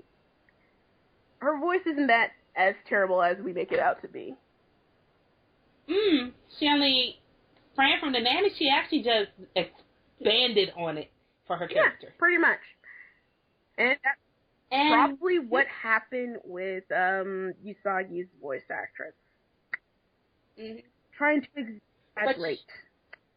But you know what else? I realized the outer Senshi in the Sailor Moon S movie. Mm-hmm. I remember Uranus' voice was actually more feminine. Neptune, she kept her voice actress. Then Pluto had her first voice actress from the Earth season. After that, those two got replaced. It's like, what happened to them? Well, actually, I don't know. I've never actually noticed if they were very feminine or not. I think it was more of the fact that the way the actresses treated the character's personality in how they spoke. Yeah. Uranus was cool in the S movie. Even though they barely did shit. Oh, please! They ran out of that. No, when that snow monster ran past the cafe and froze people, broke through the window, they bagged them, they ran straight out, they transformed.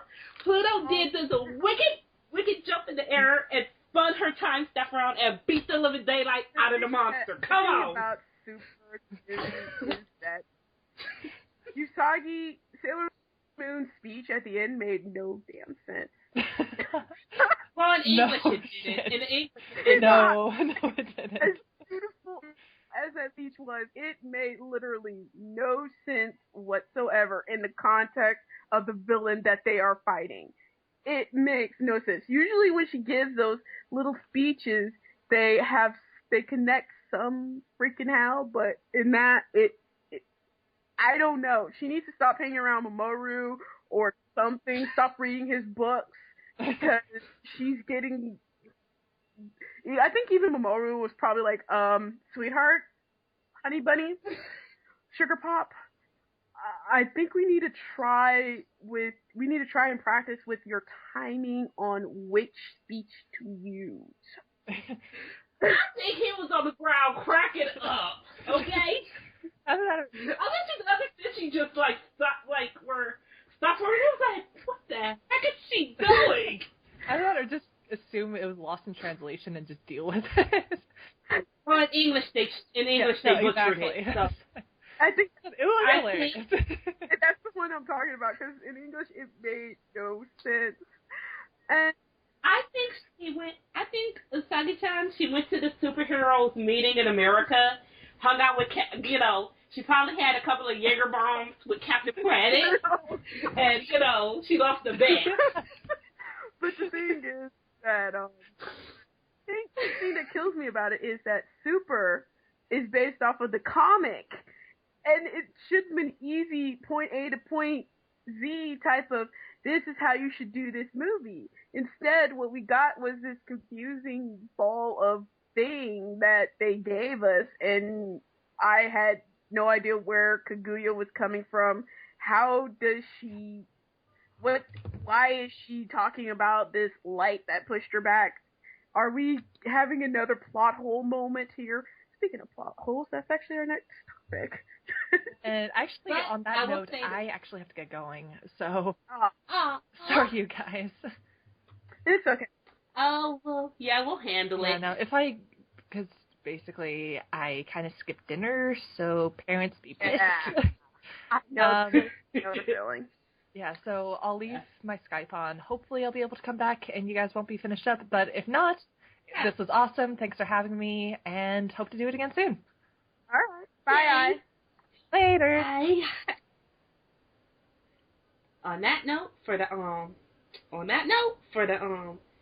Super S movie for the S movie we were talking about, Pluto kicked ass. There, that's all. She kicked ass. But the only time we got to see her use her time staff for other than firing out pretty attacks. Yeah, that is true. Maybe I should do what I did and go eat, and we could take a break and come back. Yeah. So, folks, we'll be right back after we take a break and eat, because I gotta drink more water. My voice is dying. Food. So...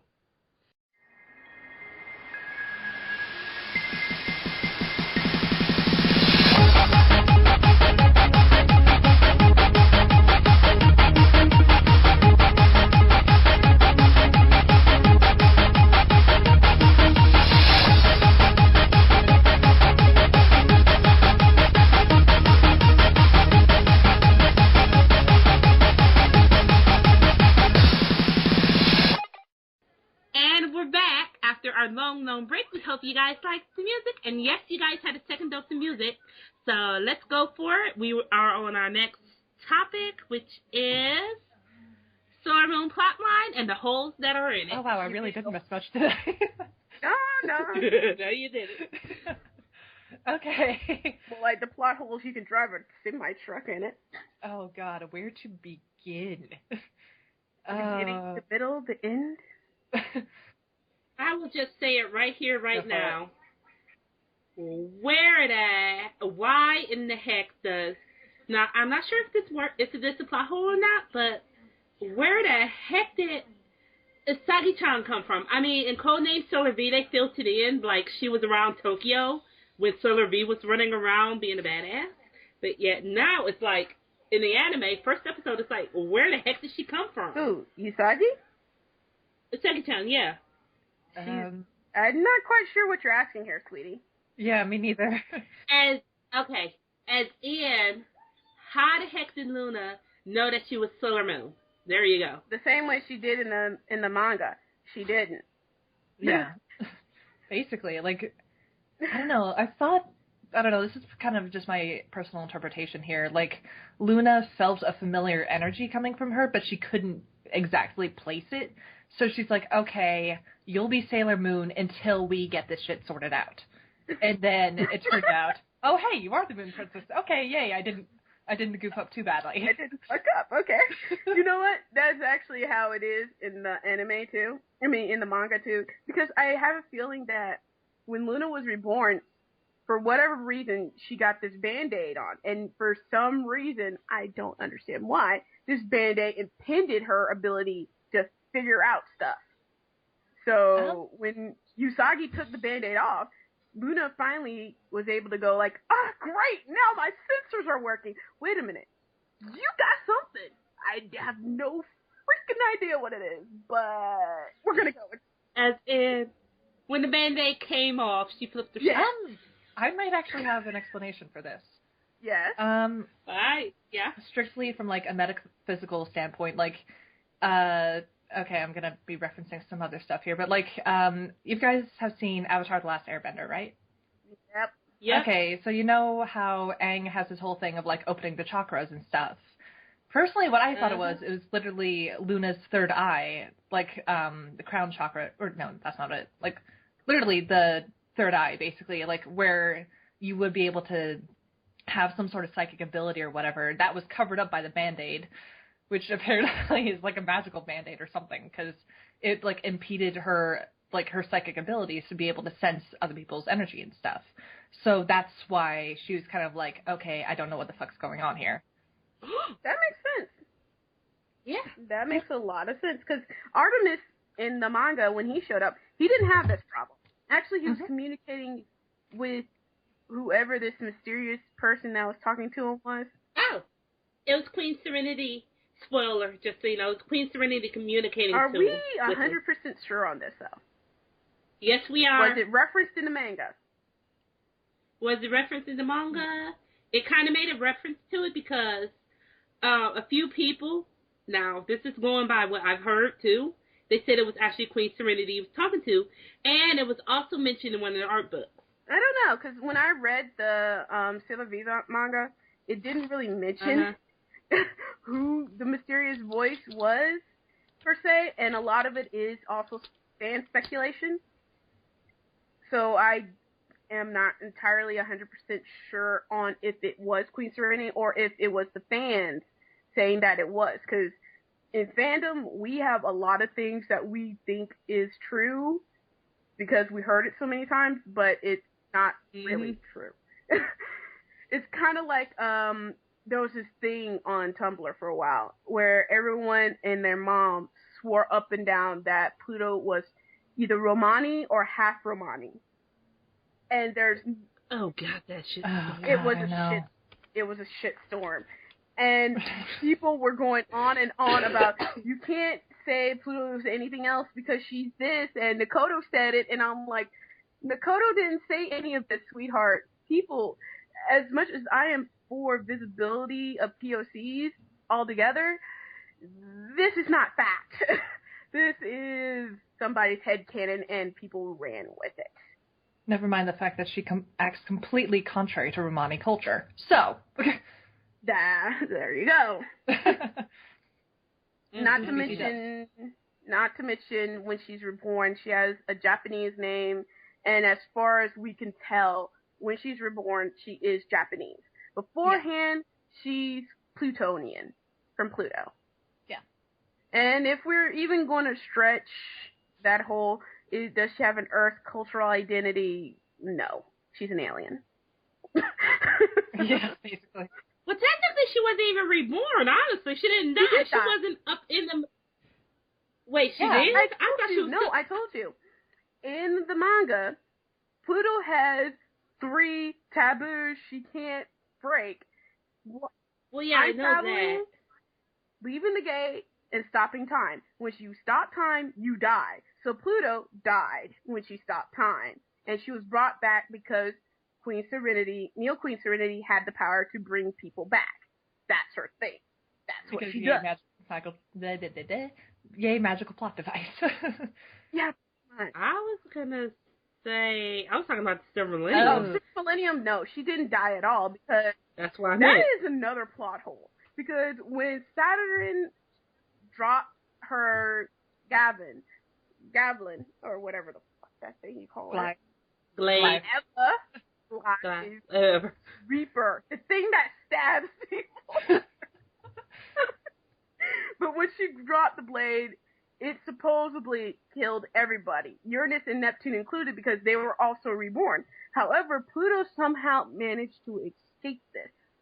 My theory was that because she's the time guardian, and because her time key, and plus she's a demigoddess, she didn't die. Because she was saved by the time gate itself. Yeah. I was actually going to say that as soon as she saw that wave of power coming, she just opened up a random time and jumped through the gates and let it happen. That's just heartless. That's the bitch move right there. Oh, wait a minute. What was that question you had about the silver crystal again? Pie. Huh? It was you that said something about the silver crystal, and I told you I was going to say it again, but I forgot what the question was. Crap! Oh, God, you were terrible. God, and I thought I was a blonde one here. No, Pie is literally the equivalent of blonde while having black hair. Yeah. See, you too can have your blonde moments. Basically, I'm the Minako. No, not even Minako. I'm the friggin' Usagi of the group that I'm in.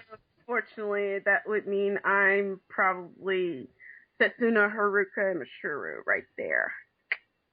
Yeah, I think we can share that role. Okay, there we go. You romantic together. jumping through. It was something I said. I forgot. Anyway, I lost it at the whole Pluto jumping through the time gate I thing. figured. I'm sure it'll come back to you. Yeah, well, it'll be near the end of the program, and then you would remember, and then I would say my spiel. So, to be determined. Yes. Yeah? Now, other plot holes. Crystal Tokyo. Oh my god, Yeah, Crystal Tokyo is the biggest plot hole of them all. Yeah, seriously, what the fuck happened? We don't know. I know, like, I wish there would have been some explanation, like, even if it was his own, like, freaking spin-off series or something, just explaining how Crystal Tokyo came to be. My personal theory is that it was literally, I don't know, like, I guess maybe during the... No, that doesn't even make sense. Like, I don't know, I always thought that basically maybe there was another, like, invasion of some bad entity or whatever that didn't get shown in the series, that basically in order to counteract it, Mia Queen Serenity had to encase all of Tokyo in crystal to make sure it stood standing. And then the consequential effect of it, of the silver crystal's power through everything, basically, is what rendered everyone, like, basically nigh immortal. I don't know, that's my spiel on it. That's what I always thought. I have no idea, because, hey, no conclusive evidence. But in the anime, they said it was the second ice age or something? That's what the anime says. But the Ice Age, even when it was an Ice Age, didn't cover everything in ice. No. That's the problem. Yeah, it was just... like, it wasn't just one selective. I know, but you see, in the manga, we don't get told why everything changed or why Crystal Tokyo rose. We still didn't get told even when they got married. We didn't get nothing. We got nada. And then in the anime, they only said, oh, a natural disaster hit and it was the second ice age and everything froze. Yeah, we're totally going to go with that because that totally is what happened. And then the rest of us, when we're kids, that's a great explanation because we're kids. We don't know shit. Yeah. But now when we're older, we're like, what the fuck? That is not how ice ages work. Yeah, and Are you also, kidding? crystal and ice are two different things, you guys. I Someone know. failed a basic science class there. Yeah. I know. But now that I'm thinking about it, if so she's the queen of the earth, right? No. Actually, we don't know what she's the queen of. Her title, which I assume is Chibiusa's title is heiress to the Silver Millennium, the new Silver Millennium. There's no Earth or moon attached to that, no planet, nothing, just the Silver Millennium. We can only assume the Silver Millennium is basically a bunch of people got together and agreed to get along. Yeah, how did that work out? Nope. But that's the only thing we got out of it, because the princesses of each planet don't actually have people on these planets anymore.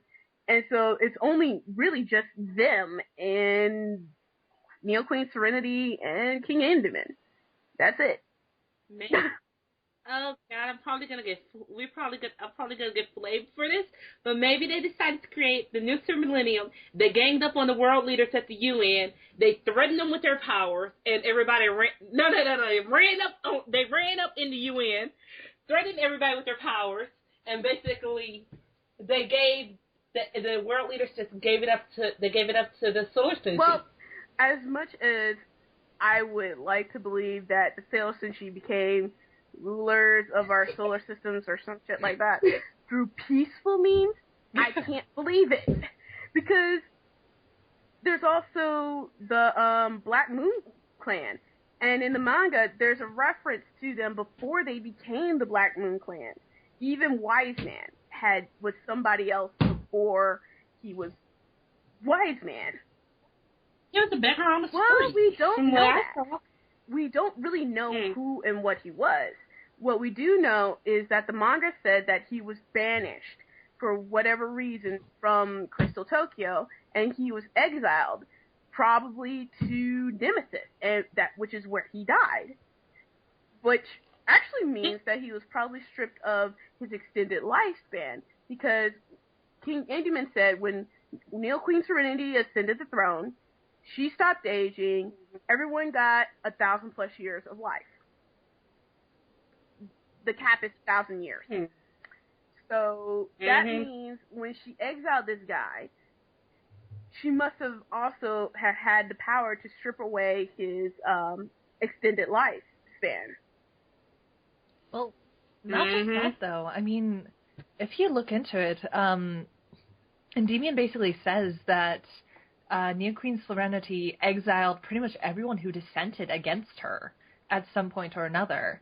And if you go along with the theory that she exiled them to Nemesis, and if you, like, in Sailor Moon R, like, when Usagi's on Nemesis, basically, like, she's pretty much getting killed because her energy's being sucked away. So, going along with that, if there's no one else on Nemesis, hello, genocide. There you go. That sounds pretty good. Because here's the thing also with the anime of Sailor Moon R. People who didn't accept the crystal's power were exiled. Yeah. So that means you would have to basically accept that I am your Lord and Savior. Or die, bitches. Oh my gosh! And that was the thing that always got me with the Black Moon Clan is that they're actually kind of in the right, because their whole stance in the beginning is they didn't agree with the long life. They thought it was an abomination to God. Now, some people say that makes them religious terrorists or something like that. Well, yeah, they're terrorists because what they do is to basically inspire terror against people and to try and get them to go along with them against the monarchy. But the religious aspect isn't touched again in ages later after that, because if you're going to go and do the religious aspect to building characters, then you have to make that constant. But we didn't see that with the Black Moon Clan. They didn't reference this little strong statement of why they sided with Wise Man when he showed up, because this is before they had any powers or whatever. Yeah. You know what? Just realized something. But how does the dude upstairs feel about all this? Well, it depends. It depends on your definition of that, I suppose. And plus, if you believe or not believe, because remember, Japan is mostly not Christian. Actually, no, that's not true. Modern day, there's, it's actually very much, like, the most popular religion over there is, I think, Christianity. I don't know. Last time I looked, it wasn't really Christianity. It was more like Shintoism and other things. Shintoism has a very small following. Let me look, actually. Because that was the last thing I heard last time, that they just like the symbolism of Christianity, and that's why it's all in their stuff, but they don't necessarily follow it. It's kind of like us. We use everyone else's religion just for whatever. We don't follow it necessarily, or at all. Yeah, I can't believe that just hit me. I'm like, wait a minute. The dude but upstairs. Also, think about the timeline of when this story was written and when all this went down, though. Yeah, I know. So even if they do now, back then they didn't.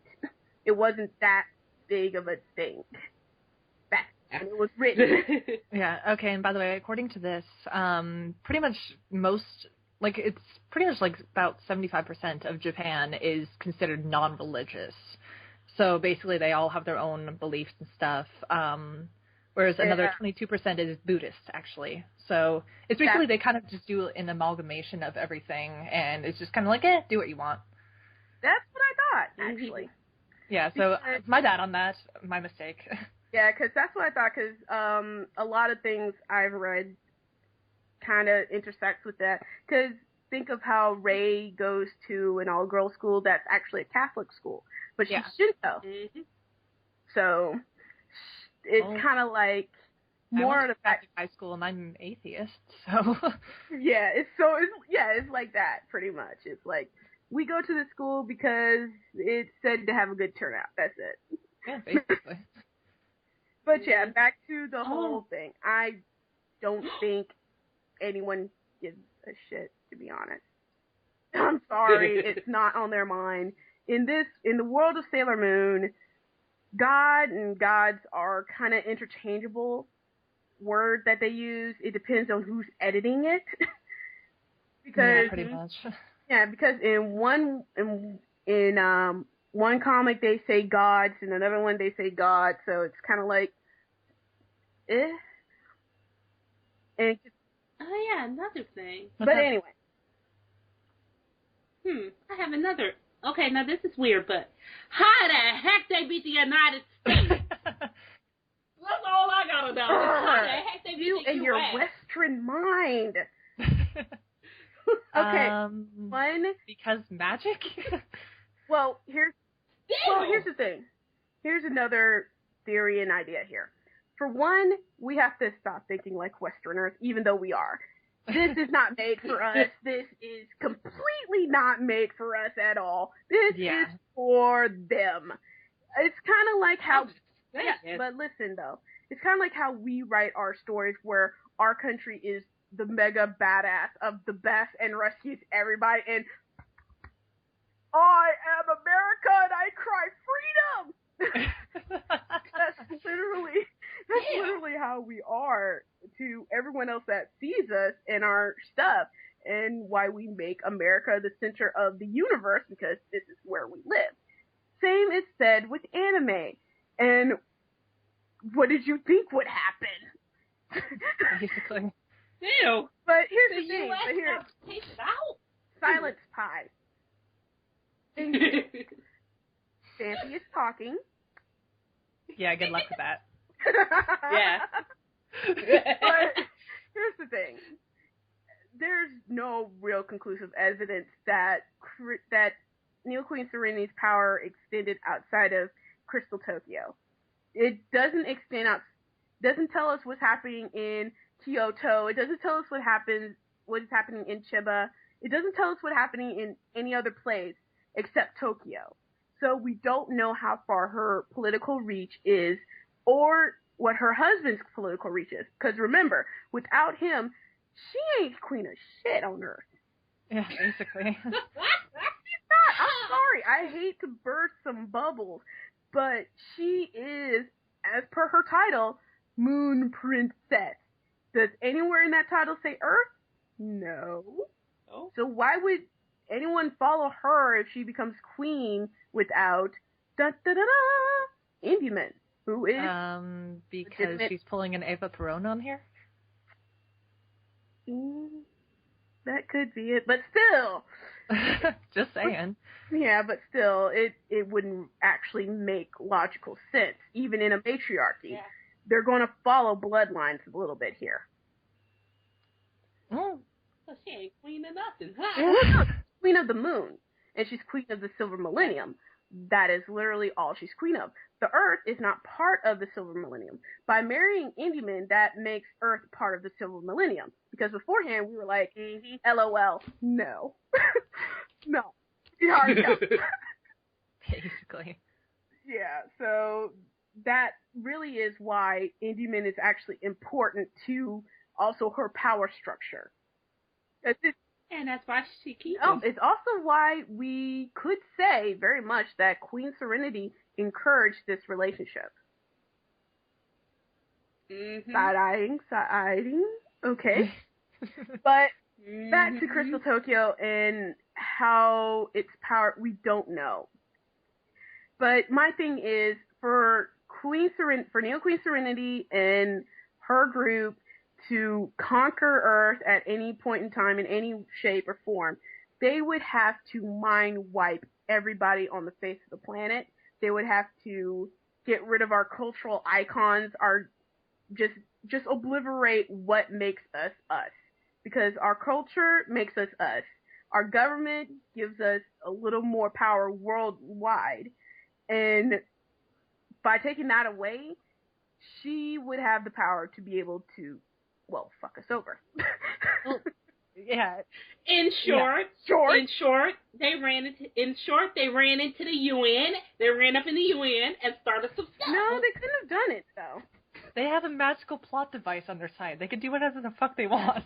Yeah, they may have a magical plot device, but remember, there were people that resisted what she did. That is the Black Moon clan. Yeah. They resisted this. And I keep thinking about it, and I think, where did they get all this technology? Because it started with 4-5 people at max to begin with.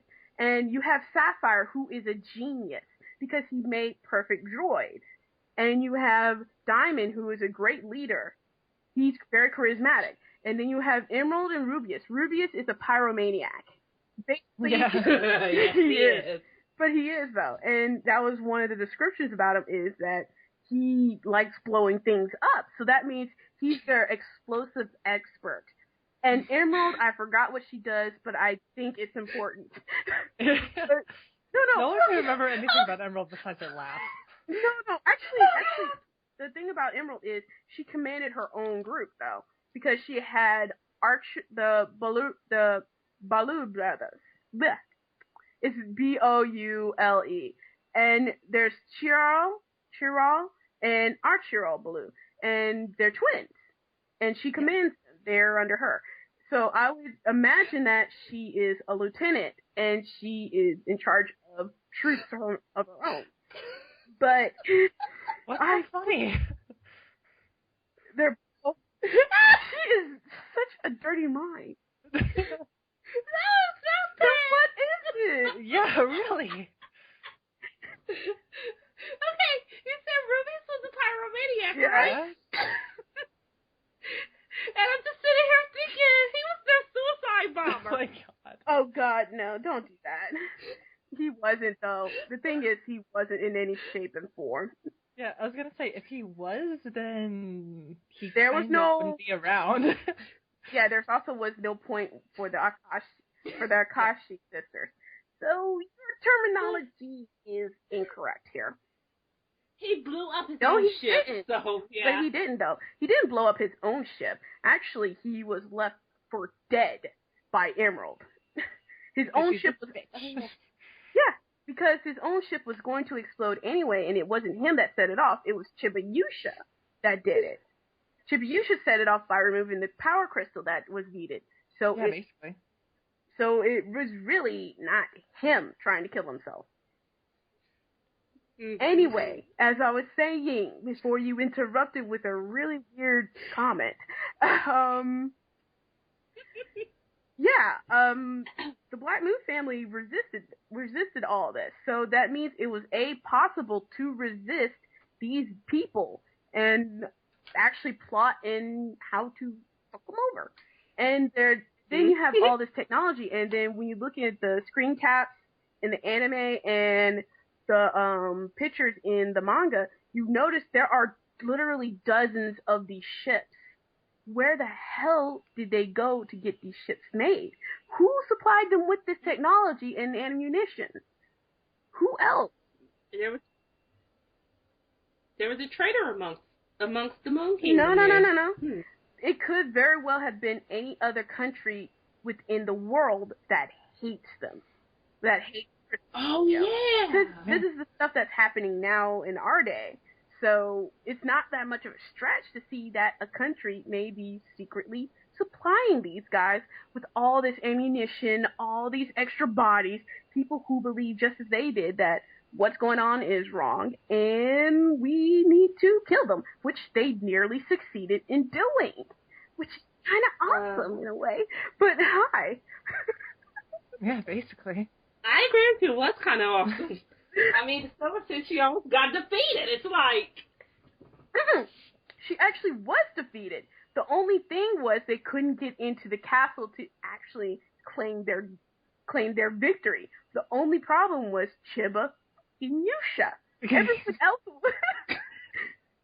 Everyone else was out for the count. The King Endymion was too injured, so now he has a hologram that can't really touch anything. You have the Queen, who is now asleep and can't do anything because she's also injured. Then you got all the Sailor Senshi, who are supposedly invincible goddesses, who are all injured and knocked out.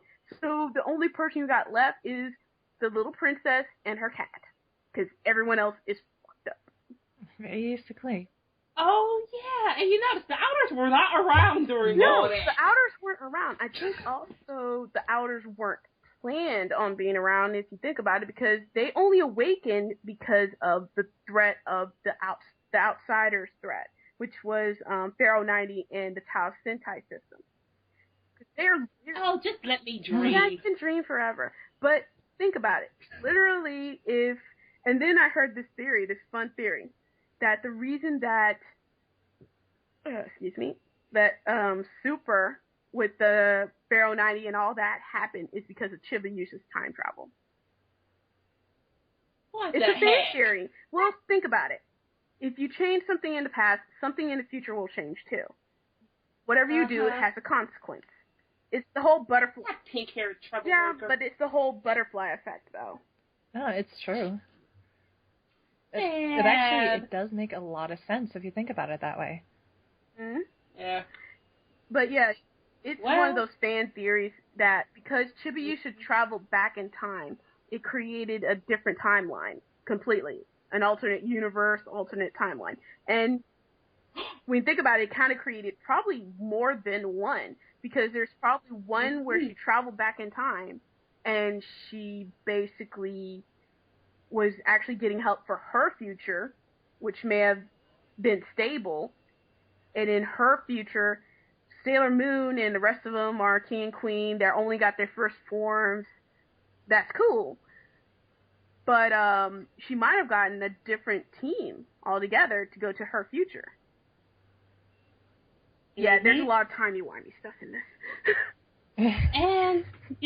and remember the whole little magical plot device resetting time when Usagi fought Queen Beryl. Yeah, that was anime. Manga, not so much. Yeah, I know the manga. I'm into anime. Yeah, anime did that. It's all over the frickin' place anyway, so. Yeah, because, I mean, I think at that point in time, Nakoto didn't want to do another series. Oh, yeah, the series was supposed to end there. There's so much popular demand that they ended up bringing it back for R. I know, and that was the whole point of the ending of the show. Of the first season was, we're going to stop here, but we're going to be back. Yeah, basically. Mm-hmm. I wish they would have followed the manga a little bit, too. It would have been kind of cool. It would have been, but you know what? I'm actually okay with the first half of the R season. Yeah. Because it expanded upon Usagi and Momoru's relationship while he didn't know who she was. Which is cute. Mm-hmm. Yeah. Basically, they did what they should have done in the first place. Yeah, basically. No destiny's getting in the way. You know, the whole crap of them being meant for each other. So yeah, I'm thinking about it. I'm okay with it. It's just, more Romeo and Juliet bullshit here. Yeah, that kind of killed it too. But I gotta admit that was a good thing that they did. I have to admit that was excellent. And plus, I love the villains, not really villains. Yeah. Aww. Yeah. No. I like them. Yeah. But okay. We could have did without him being in love with Usagi, though. We kind of could have did. Well, at that point in time, we didn't know this was going to be a fucking trend. Yeah. We didn't know this was going to be a trend. Saya, Prince Diamond, Alan, Melvin, random dudes on the street. Umina from the first season. At least with the first season, it's kind of expected. It's kind of cute. And then the second season, it was again there. But then two people were after two other people, so it was like, okay, I can deal with this. And then from there, it was just kind of like, will you stop? Even in the latter half of the R season, Emerald winked at Tuxedo Mask, and he was like, oh, hell no. Yes, that was awesome. Hilarious. Oh, God. Okay. There has to be another plot device. Plot hole. Oh, plenty of plot holes. Besides the Tokyo debacle and then the Silver Millennium crap. didn't get much. Oh, goodness, where else to begin? Let's see. There's the plot hole with Suichi Tomo, but we covered that. There's the plot hole in how the hell did Pluto come back?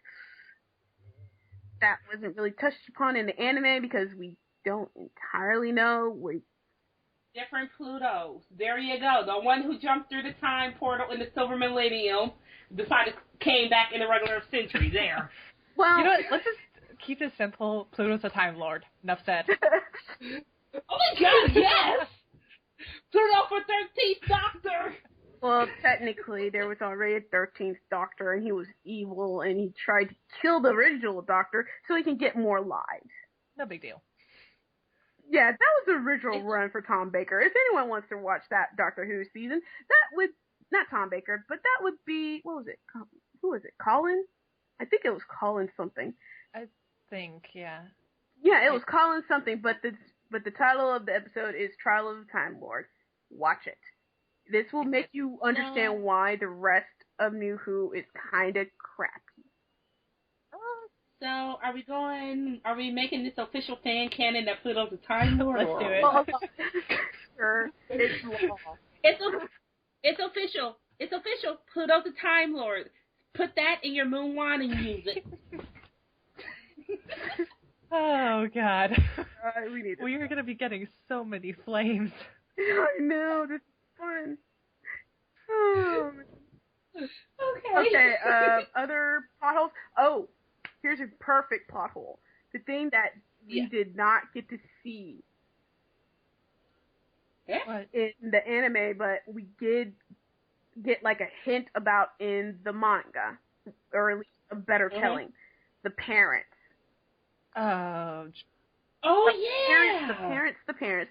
I know they're not the star, but they have an effect on the stars. So, my thing is, the parents in the anime disappear completely after Supers. After Supers, you don't see none of them, except for that one or two times, when Ikuko comes around talking to Chibi Chibi. After that, you don't see her none. You don't see her, or Shingo, or the dad, Kenji. Yeah, I mean, it makes sense because the show is emphasizing so much the relationship of the girls. But, okay, I hope they fix this with the adaptation because, again, bringing this back to Madoka Magica, which is hands down my favorite Magical Girls series of all time, they did show the relationship with the families, and they emphasized it, especially with Madoka's story. And it's brilliantly done. So it shows that it is possible to do this in a Magical Girl show. And just bring in the parents more. Go ahead. Yeah, and the thing is, in the manga, they did it just as brilliantly, and in PGSM, they halfway did it. In the PGSM, they emphasized more on Ray's family and how that affected her greatly, and that was actually a great thing to do in that. In the manga, they at least touched upon each of the girls' families and who they are as a person. Like, for instance, they talked about Usagi's family. We know about them. We know how Shingo is a brat. We know how nice and motherly and sometimes harsh her mom is. We know that her dad, he looks at her and he thinks, oh, this is my baby girl. I would do anything for my baby girl.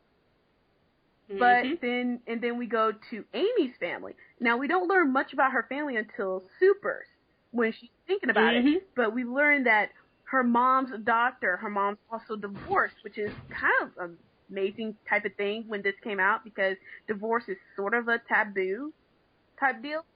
Just a little bit. Just a bit, but... No, a taboo in Japan. It's a huge taboo in Japan, but America, it's not. Yeah, it's America. We invented divorce. I'm joking. But okay, I'm about to Google search that now. Divorce has been around longer than America has existed as even anything. Yeah. What? Oh God. Let's go back so far as the Egypt. Henry VIII. Thank you. He's kind of the one who started it. No, actually, even before him, it was ancient Greece and Rome and Egypt. Okay, Yeah, it's older than dirt. Yeah, basically. It's really older than dirt. So, yeah, back to the conversation. So, Amy's mom is divorced. Her dad is a painter. Her mom's a doctor. And she tells us about her dad a little bit because her dad sends, for her birthday, a picture. And she thinks about how this is affecting her. And we get a little bit because Fisheye decides to prey on her. And we get to see what one of her biggest doubts are, which is her mom will get remarried and forget about her.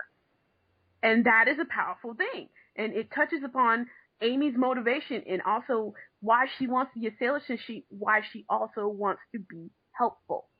And then you have Mars. And Mars' thing against men and why she conducts herself the way she does is because of, like, at least two of the men in her life greatly disappointed her. Like, her mom was ill and died, and her father is with the Diet, and he's a politician. And he only sees her when it's convenient for him, apparently. From her point of view, it's only convenient for him to visit her, and he did not visit her mother when her mother was dying and ill. And this plot line also makes it into PGSM. Mm-hmm. And so, with him and how her mother died, she was disappointed by him. And then his assistant, she had actually fallen in love with, but he is getting married to somebody else, and thus she's disappointed again and doesn't want to put herself out there because she's had her heart broken. Mm-hmm. And then you have Minako, who's exactly like Usagi. She has a mom, a dad. We don't really get to know too much about them unless we go and read Codename Silver. And we still don't see too much, but we know that even in her own way, she kind of likes her parents, even though she doesn't get along with them as well as Usagi does. And then Makoto, she has no parents because they died in an airplane crash, and that's why. Airplane crashes. They actually died in an airplane crash over San Francisco. Oh, jeez. I have no idea where the San Francisco bit came from. I just know they died in an airplane crash. Manga. Got it. Yeah, that's what I said. In the manga, that's what chapter. they had, but I didn't read that, so. I didn't read that one. I'm sorry. I just know they died in an airplane crash, and that's why she's afraid of airplanes. And it makes an interesting case as to why she lives alone. But we also don't have any idea how Japanese orphanages work too well. Yeah, just not. Well, they're legal when they're 14 years old. Yeah, and she was 13 when she left. So, yeah, and so then we also touch upon Mamoru's family, and we only get to see one picture of them. But we know that on his birthday, they went for a ride because he said, let's go for a ride. And they're like, okay, let's do it. And that's how he ended up being orphaned. And it's actually a pretty good thing that he doesn't remember, to be honest. Because if he did remember, imagine the amount of angst. Wow, why didn't he ever remember? There's another plot hole. Mamoru never remembers his past. Holy sushi, you're wow, right. Yeah. Shit, how did we overlook that? It was working our way to it. But here's another plot hole, my friend. Mamoru never remembers his parents. He never mentions this thing ever again. He remembers his past with Princess Serenity and all that, but he never remembers his parents. And that kind of bothers me on a level because it's kind of like, wow, part of his identity is kind of forever missing because he was told he was Mamoru Chiba. He doesn't know or feel how a Mamoru Chiba should feel, but that's who he is now. Well, you make it sound like he a product. Well, in this instance of girl power and female power only, he kind of is. He's in the role of a product of, he's in the role of what women used to be in a lot of times. Product, tattle, breeding. That's what he is now. Poor bastard. Jesus. Let me shut up. Let me just shut up. We're not going to go on there because we know exactly. Enough said. Yeah. But that's one of the things that kind of bothered me with the anime is it actually with not just the anime but the manga is that we don't know what happened. I mean, the anime had its a good chance, because it's so freaking long, that it could have expanded upon any of these plot lines. Even though I think it was actually on track to doing each of the girls' story, it never got past Amy's first love. Yeah, basically. Yeah, they were supposed to do the other girls. Because I heard about this, they were supposed to do the other girls' story in the Super S season, Never but got around to it. yeah, the pink-haired one took over. All the good plots are always left on the cutting room floor. Pretty much. And then, let's see, another plot hole. Uranus and Neptune. We don't know about their parents either. We don't know if they even have any. Yeah. We don't? Yeah. Sorry. They're just off in their own little world 9/10 of the time anyway. So they're pretty much one giant plot hole in and of themselves. Yeah. Because who allows a couple of 16-year-olds to go around by them damn selves? Yeah, basically. Not to mention they own their own friggin' apartment buildings. Tenno Bank, Tayo Bank, Mayo Bank. They're rich. They can do that. Rich people do that for their kids all the damn time. Yeah. But the thing is, they're still alone on their own without a chaperone, and Haruka drives race cars for a living, which kind of makes me go, how? Because never mind the fact that the age for a driver's license for a car in Japan's 18. There's a plot for that. They actually fixed that. They actually solved that in the anime. She got her license overseas. But still, she wouldn't actually be able to legally drive a car in Japan. I know that she should be. It should be illegal for her too, unless somebody knows a plot hole. Yeah. But this it had to be it couldn't be Setsuna because she didn't meet up with them until after she was reincarnated again. The Pluto that died through the time door. Dang. Yeah, you keep dreaming, sweetheart. And you want to know another little plot hole that I think was fixed in the anime a little bit, but not really? What? Chibayusha. What about her? What about her? Think about her. Think about how she grew up here. Now, everyone else basically had a miserable existence at some point or another, except for Usagi. And her only miserable existence is when everyone else is dead. Yeah, that's true. Now, think about her child. You would think that this person who loves everything, Twitter, heart. Oh, you need the bird sound effect? Let me get it. Okay. Oh my god. You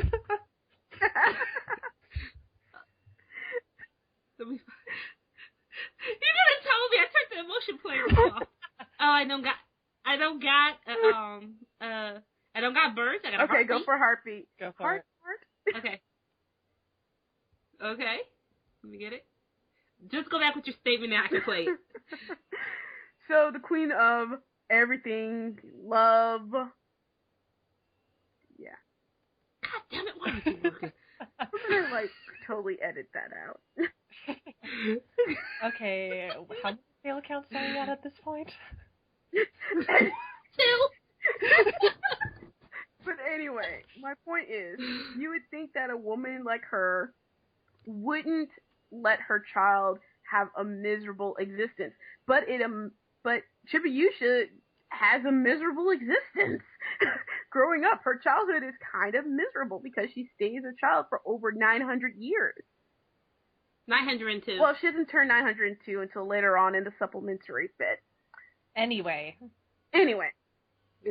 Chibayusha stayed a child for almost 901 years. She has the mentality of a child, but when you think about it, it's kind of messed up because she's alone. She has no one else to play with except for Diana. We don't know when Diana came into the picture at all, to be honest. And so you have her pretty much all by herself, and the only people that we see her as her playmates is Pluto or one of the Sailor Senshi, because everyone else teases her. That's messed up. Don't you think? True. But Yeah. actually, okay, again, I may have an explanation for this. fun. One of my friends from DeviantArt, JTG Productions, for the record. Oh yeah, I remember. Oh, I know her. She's so awesome. She actually brought up this whole thing to me that basically you could actually blame that whole thing on Endymion. Because if you look at it, as the series goes on, Mamoru actually gets more and more kind of stoic. And when you fast forward to the future in Crystal Tokyo and everything, Endymion's basically, he's kind of the one who's taken over everything, whereas Neo Queen Serenity is basically just a complete Stepford Smiler. Like, she has no emotion. Like, none. She's a trophy. Yeah, Well, exactly. I don't So know. that would explain why Chibiusa has had such a shitty time growing up. I don't know Basically, because I don't know because a lot of times it depends on your interpretation on what is going on in their dynamic. yeah. Because obviously Serenity is kind of like that, but we don't really know if this is a natural state of being royalty though. We don't really know anything about royalty because none of us are royal.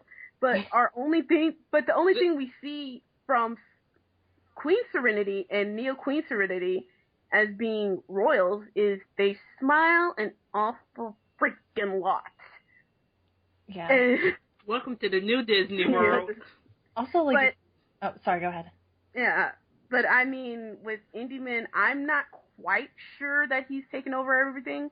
I think he's more of the type that is, I think he's more of a family person, to be honest, because he doesn't have one, while Serenity did have one, and she seems the type that actually, at least in the manga, she actually looks like she had all this, she does have some type of power, and that she is making some decisions here, because she's the one that woke up first.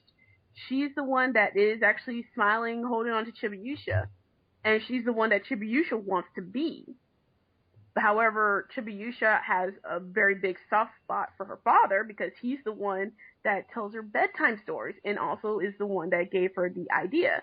So it could be also that they have kind of a shared parentage, but they're also king and queen. So because we don't really know what it entails to be king and queen of this futuristic, supposedly utopian society, that what is their workload? Yeah, that's true. But You know what? I actually like your idea that you had earlier about the anime being about Chibiusa now. You do now. Yeah, I actually do. okay, Well, is it really the apocalypse now? Because I feel like that's just kind of out of nowhere. Well, no, we had this discussion where I thought the anime would be about new anime because it's not going to be about. It's not going to be a reboot. covering the reboot, and it's not going to be covering the manga or the first arc. It's going to be something a little different. And I keep thinking, what if it's about Chibiusa? Because Makoto left it with a great setup, to be honest. Chibiusa's in the future. Yeah, that's true. She's a sailor Senshi of her own right. She has her own team. And the ones that are around in the future are mostly the inner Senshi that can help train this new team. Because eventually these guys are going to die any freaking way. Yeah. So, Basically. I mean, well, yeah, because when I did some calculations, because if their cap is 1,000 years for everybody, it's straight across the board, then Neo Queen Serenity and Endymion and their group have at least around about 70, 80 years left to live. Yeah. Good point, actually. Okay, interesting. That would be really, really interesting. Yeah. I love numbers. I noticed. Power. But yes. Other plot holes, other things. But yeah, what were you saying about your theory again?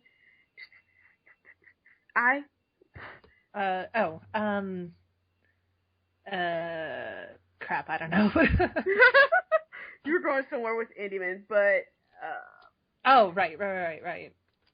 Well, again, this is kind of like tying back to basically everything Neo, Crystal Tokyo, and whatever is not as good as it should be.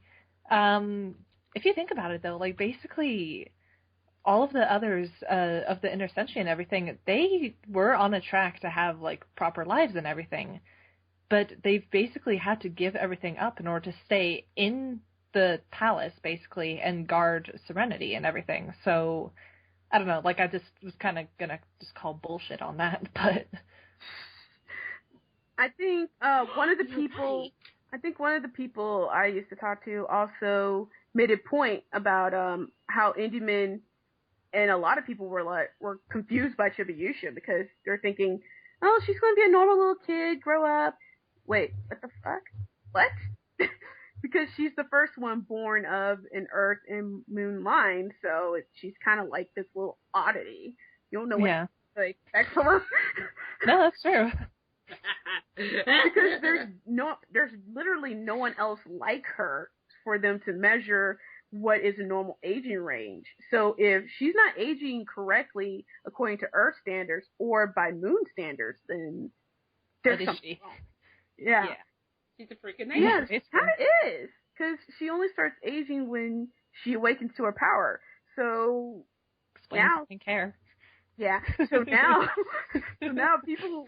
some people have pitched that maybe power equals maturity. Maybe. We don't know. We do know that it was but we do know that it was a complete cop-out by her mom and dad to send her into the past to be raised by their younger selves. Yeah, basically. Yeah. Bang up job parenting there, you guys. Seriously, send your only child into the past where there's going to be more danger, by the way, because you know this is going to happen because you're the future. Yeah.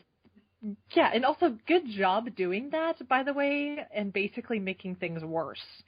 Like, if you... And the fact that she's died. Yeah, no, like, if you knew that was going to happen, you'd think, okay, send my kid to the past with a way to make sure that I don't keep dying. Like, seriously. The fuck? And Chibiusa has died a lot. No, probably about, 2-3 times? Roughly. But it's just kind of like, are you guys serious? Like, are you really that bad at parenting? Or they just that stupid, who knows? Yeah. Or even worse, if you're in the future and you know simultaneously that your daughter is going to become evil. Yeah. And then there's this other plot hole that we have now because their future selves are in the future, so they should know that there's going to be a Black Moon attack, so they should be able to stop this, but they don't. But do they not do it, or do they do it, but we don't know? That's just a shame. Yeah. So Crystal Tokyo is all kinds of messed up. Because when you think about it, especially from the manga aspect, because it's a little bit more brutal, because you see a kid get captured by something and killed, you're kind of like, it's kind of your fault that everyone died. Millions and millions of people died because you didn't stop it. Why? Because this is Destiny shit. Man, if I was them, I would have said screw Destiny and took everybody out. You'd think, right? But then again, It might be a self-fulfilling prophecy. Because they know the future is going to be really messed up, and they know that somebody who is going to be or was Wise Man, then when the first hint, them newly crowned and newly had their baby, their first hint of this dude that's there.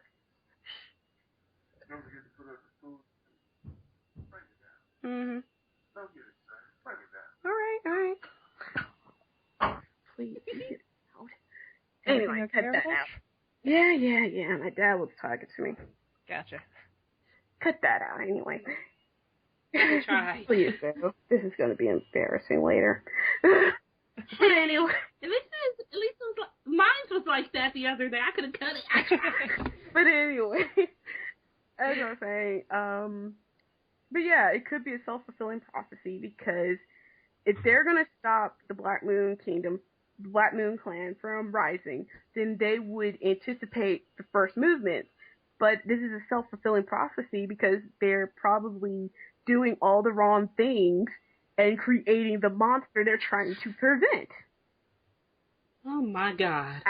Yeah, they all kinds of messed up. God, this is giving me a headache. And then what would probably make it worse is they may have not needed to do anything at all and just could have not have gone and ascended the throne at all, or just could have just gone to the moon. Yeah, and just BT dubs. I know. It's like, you guys, you could have bypassed all this pain and suffering you went through if you just, gone back to the moon, because it's rebuilt at this point, at least in the manga. The place is rebuilt and empty. It's ready for people to live there. Yeah. That's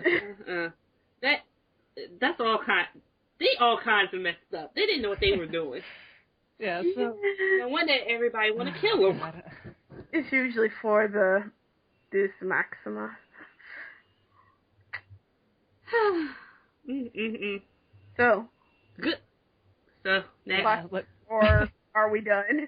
I think we're good. We got the villain wars. Oh yeah, our favorite villains. Yeah, since they replaced the shipping wars on our normal podcast. Our villain wars, as in, which villains do we love to hate? Or just love the most.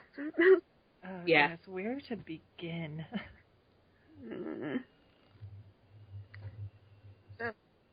I'll go, second or last, because you know me, I rant. Okay, Oh, God. Oh, goodness, where to begin? Okay, let's see. Hands down, all-time favorite of the villains is definitely Nehelenia, just because her... I know, shut up. No, just, I love her backstory. Just basically everything that started up with her. Oh my God, that Moon Circus, holy shit, that scared me as a kid. But, it was so creepy, but just so awesome at the same time. And, I don't know, I just love the entire concept behind her character. I don't know, I don't really have much else to add here, because otherwise it will just dissolve into squee. Oh, go ahead, squee away. You feel. No, I have to maintain some shred of dignity here. Dignity. She hasn't seen what, she don't know what villain I chose. We know what villain you chose. I don't know, I don't know, maybe it's also because around the time was when my parents first started taking me to Cirque du Soleil shows here in Vegas. So kind of all of that started tying in together in my brain, and I'm just like, oh my God, this is the best thing ever. Yeah, I don't know. From a nostalgia point of view, Nehelenia is my favorite. Kind of rewatching again, oh God, a villain that I love to hate, hands down, is a combination of Zoisite and Emerald. Just because oh my God, all of it, I've only watched, it's a laugh. Mostly because, again, I've really only watched the English dubs. I'm the type of person who I can't really sit through subs that much, because I like watching what's going on and not having to read and watch a gazillion times in order to figure out what the hell's going on. So yeah, hated the voice actress for both of them. Zoisite, I always thought was just okay, are you really this stupid? You've seen two people fail before you in basically the exact same way. Are you really that stupid? Seriously. Emerald was just kind of, I don't know, Emerald, I just was you're just kind of meh as a villain. She just never, I don't know, maybe because also the emphasis on the season was really mostly, once it got down to it, was between Sapphire and Diamond. So Emerald was just kind of there. I don't know, like, I definitely in both those cases, I feel like they kind of just miss the mark on villainy. Like, they're just kind of like, okay, you're kind of evil, but everyone's doing their job better. That's awesome. Yeah, and that's basically all I have to say on this. How about you, Pie? Alright, the villain I love to death is my boy Dr. I need Tomo. to get comfortable for this. Okay. Oh, God. Tell me why. Dr. Tomo. Now, originally, in the in the S season, when I first saw him, I'm like, okay, this dude can't, I thought it was Melvin. I know, me too. Umino. I thought it was him. I'm like, dude that just lost his mind. And, I'm like, I'm sitting there, I'm watching, I'm like, as I watch it, he get revealed, I'm like, okay, so this dude got world domination on his mind, yeah. And then, we find out he owned a school. I'm like, now that's some top villainy right there. Building a school to teach your villains how to basically be villains, unwittingly knowing that they'll become villains. But then you get around to the Witches 5, and they work for him. And they get a steady paycheck to work for him to fight Silver Moon. They get a steady friggin' paycheck. They get all access pass to being bad guys. They have their own school where they can learn to be villains. I touched on that. They have their own office with interchangeable numbers as, the villains die.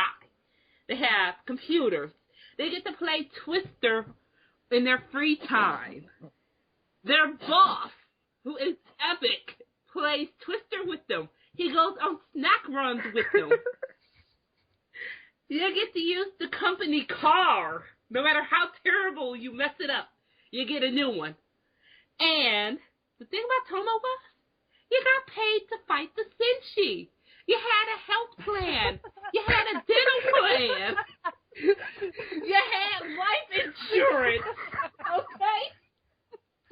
It's like, when you're fighting the Silver Senshi, you gotta have life insurance. Okay?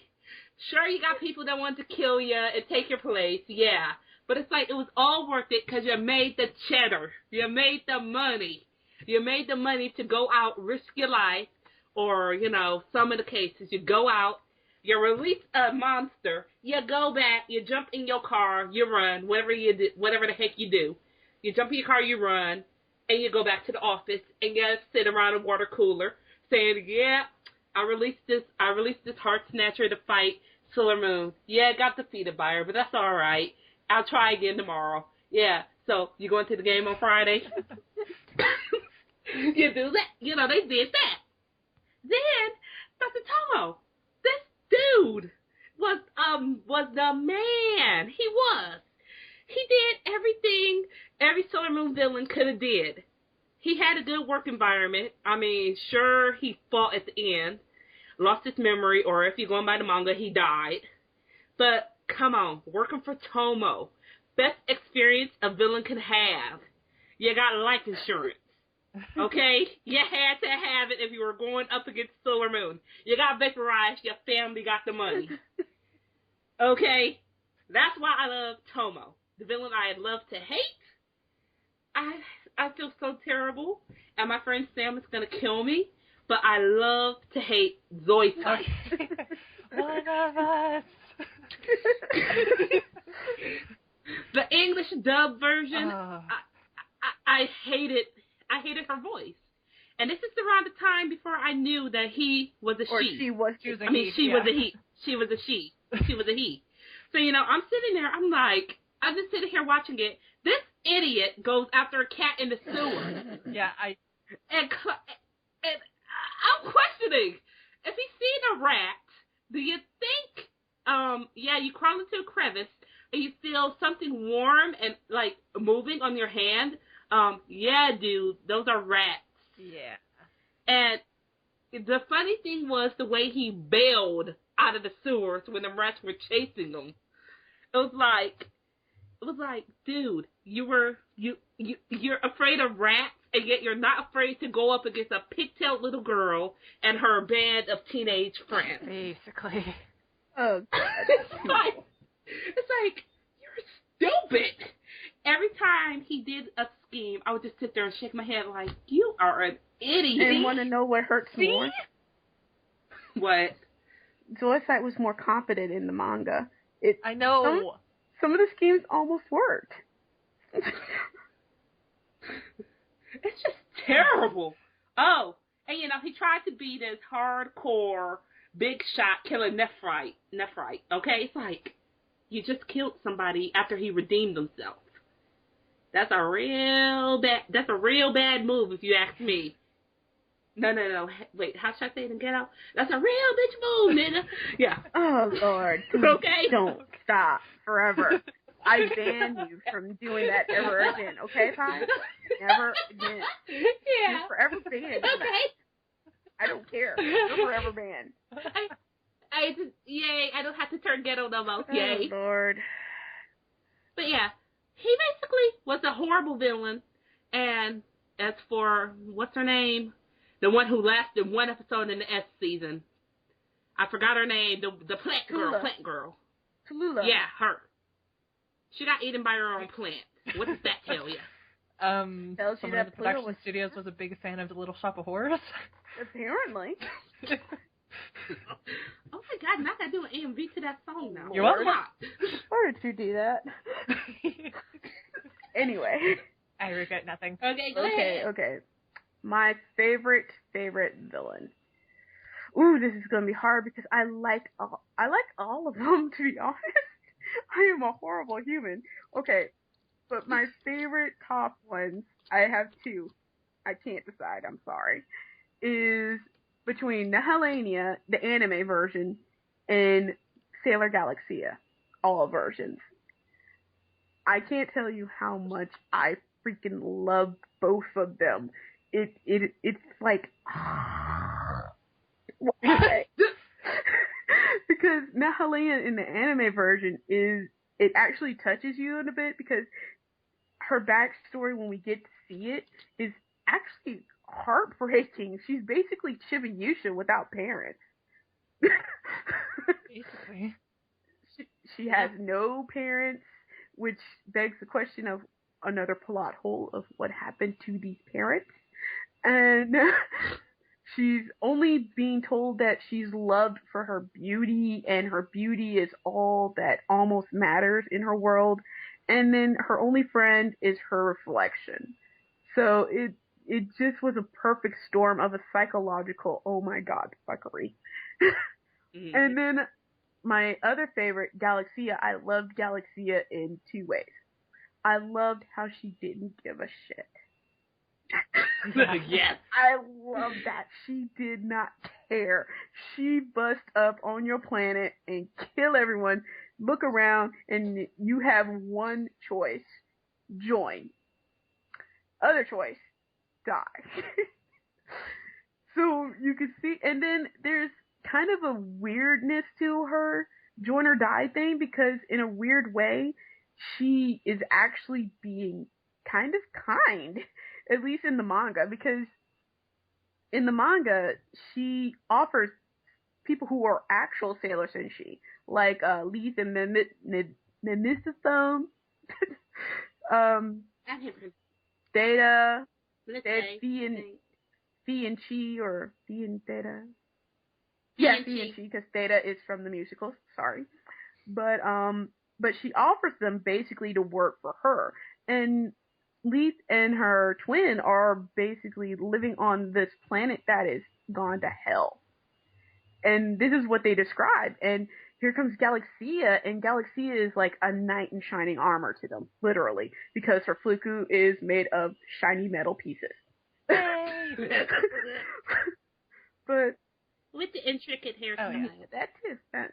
Hey, never said she wasn't beautiful. Oh.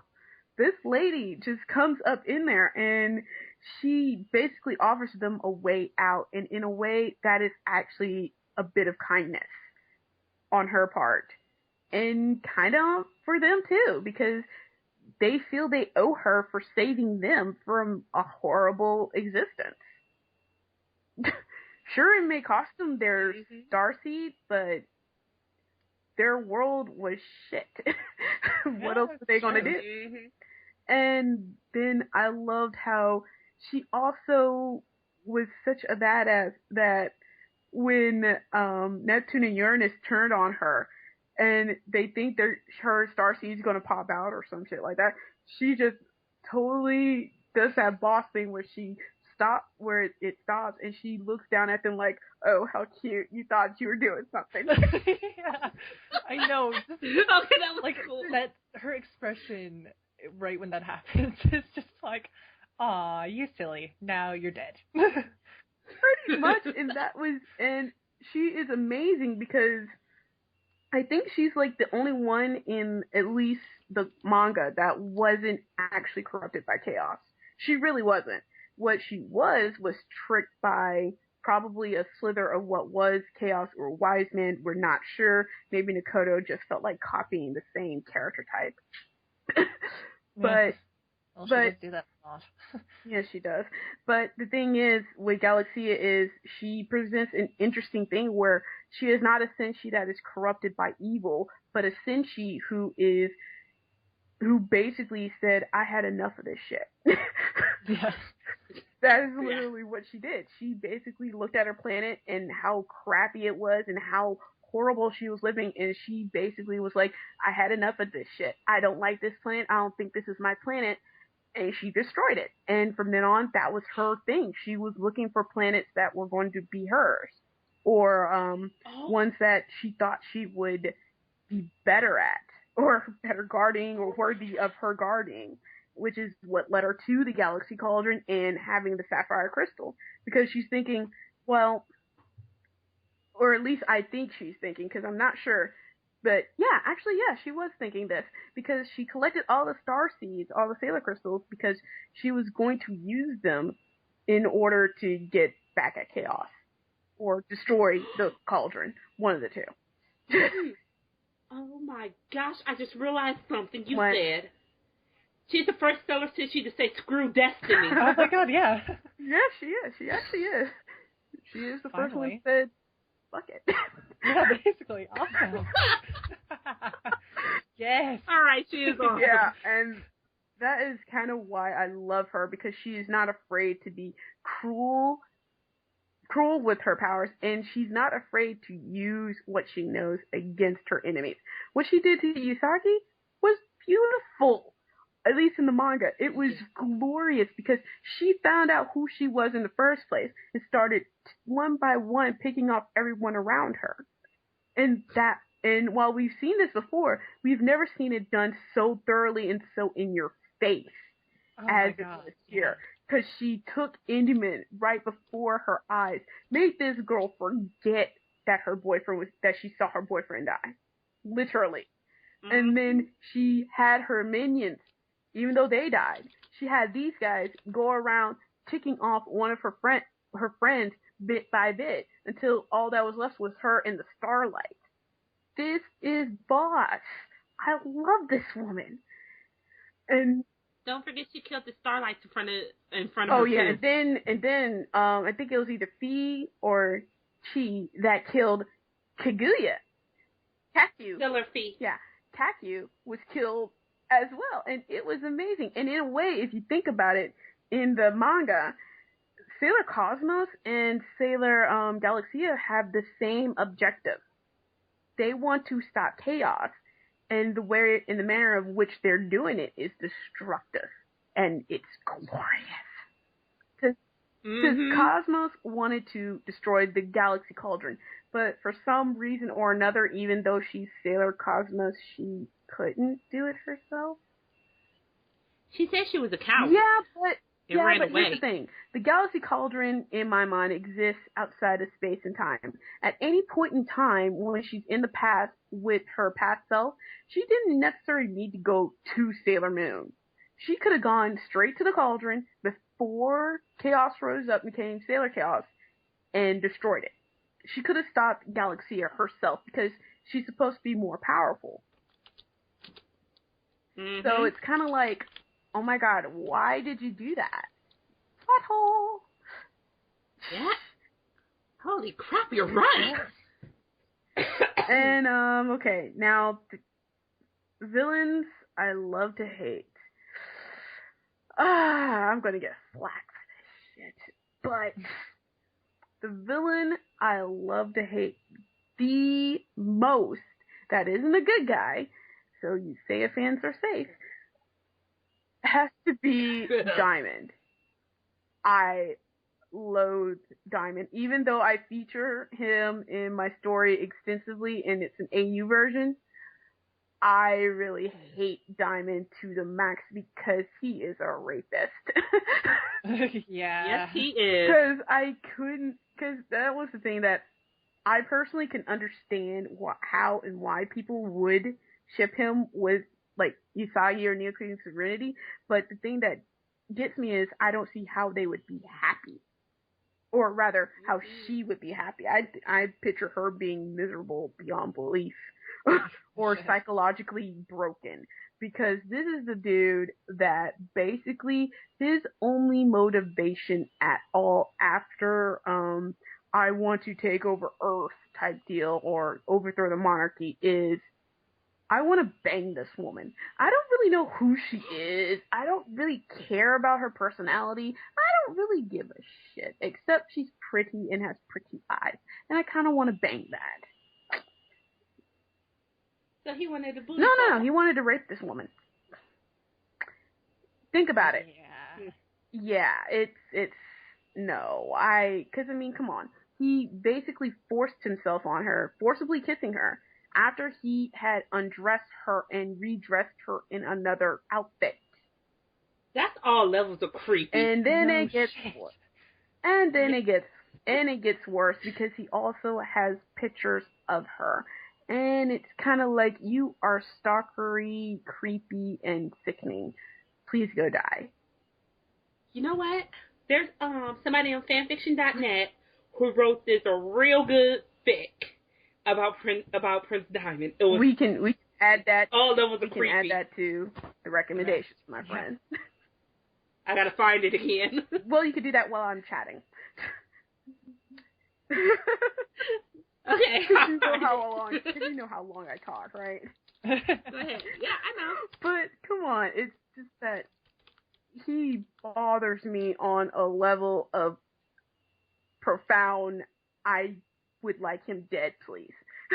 More so than almost anyone else in the series, to be honest. It's kind of weird, but it's him personally that I think that should just be dead. But the thing that makes it interesting also is that I like him in his brother's relationship.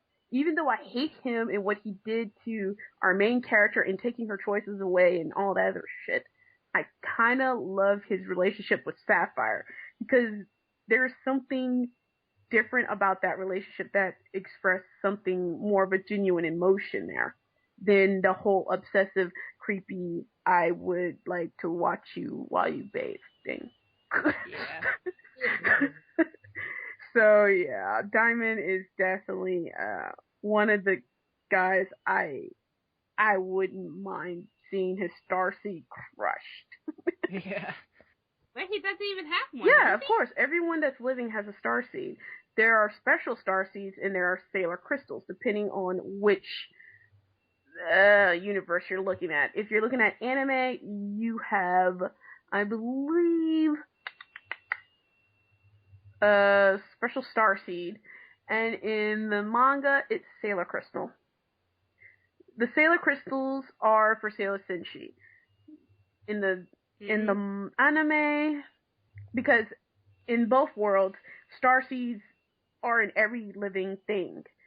Humans have it, plants have it, dogs, cats, what have you. We all have starseeds because it contains our soul. And all our starseeds do end up going back to the Galaxy Cauldron. The Galaxy Cauldron is not just a special place where only special little Sailor Senshi and starseeds are born, but it's where everyone is born. So it's kind of like one of those things.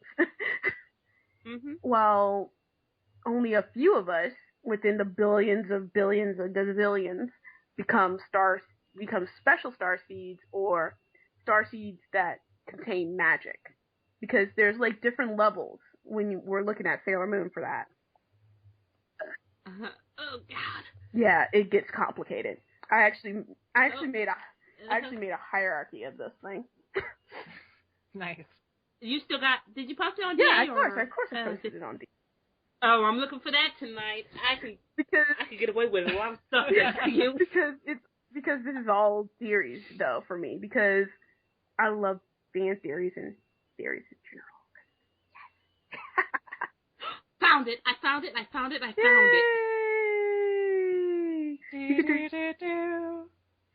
You win! I was gonna say, what, no Legend of Zelda fans? I found it! Oh my God, I found it! Yes! Isn't that wonderful, ladies and gentlemen? She found it. She really... I found the other one too, I was thinking about. Nice. Oh, that's great. But, yeah, though, I have... Well, do you want me to explain the hierarchy thing, or...? Sure, go for it. Yeah, we're doing the explosion. Oh, Go God, ahead. this is gonna take a minute. This could help future otaku senshi makers everywhere. That would be wonderful. Instead of them conforming to the conformist rules of making senshi that some people made that are just mean about it. Believe me, if you want to make... Here's the thing. Here's the basic thing about Sailor Senshi that I found that works for everybody. Everyone agrees, without a shadow of doubt, that a person is only a Sailor Senshi if they have a Sailor Crystal. That is the number one rule that everyone agrees. Everything else is up in the air. Yeah. Because you can have a male Sailor Senshi. Don't let one interview say, "Oh, but Nakota said," I'm sorry, that's one interview in the face of the evidence of how many shows, how many things she actually had input in that were never pointed to this being true. And not to mention, it was one interview years ago with probably a crappy translator. Yeah. So, yeah, you can have your male Sailor Senshi, transgendered Senshi, Senshi that are non-binary, Senshi that are all, none, whatever, what have you. Doesn't matter. As long as you're happy. But anyway, with my hierarchy, I have it so that it's like this. It goes like normal, non-powered people. Then you have your guardians and your priestesses, which are like Helios, who's a priest. He has power, but he's not a sailor, but he's a guardian of some sort. Bobios and Damios are actually kind of like Senshi in training, but they're not Sailor Senshi, but they're Senshi of power. Luna, Artemis, and Diana are the same. They have power, but they're not Sailor Senshi. So they're sort of special star. They are special starseeds, but they're of a different power class. And then you have people like Chibiusha, who is in training, and her in training status is denoted by the style of her first basic fluku, which everyone else had like 3 paddings on theirs or something like that, but she only has 2. So that could be also an indication of her ranking as a Sailor Senshi right then, because she is very well in training, and that's part of her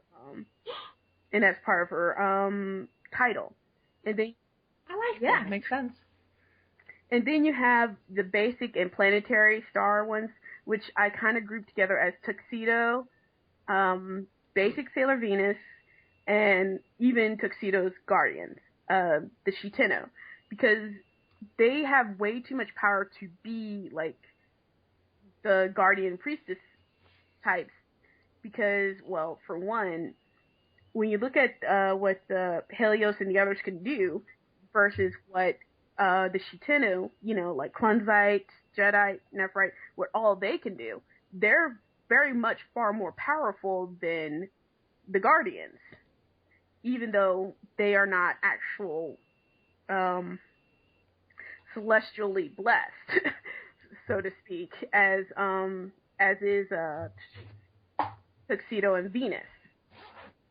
Mm-hmm. But because of their power level and what they are kind of basic planetary star power.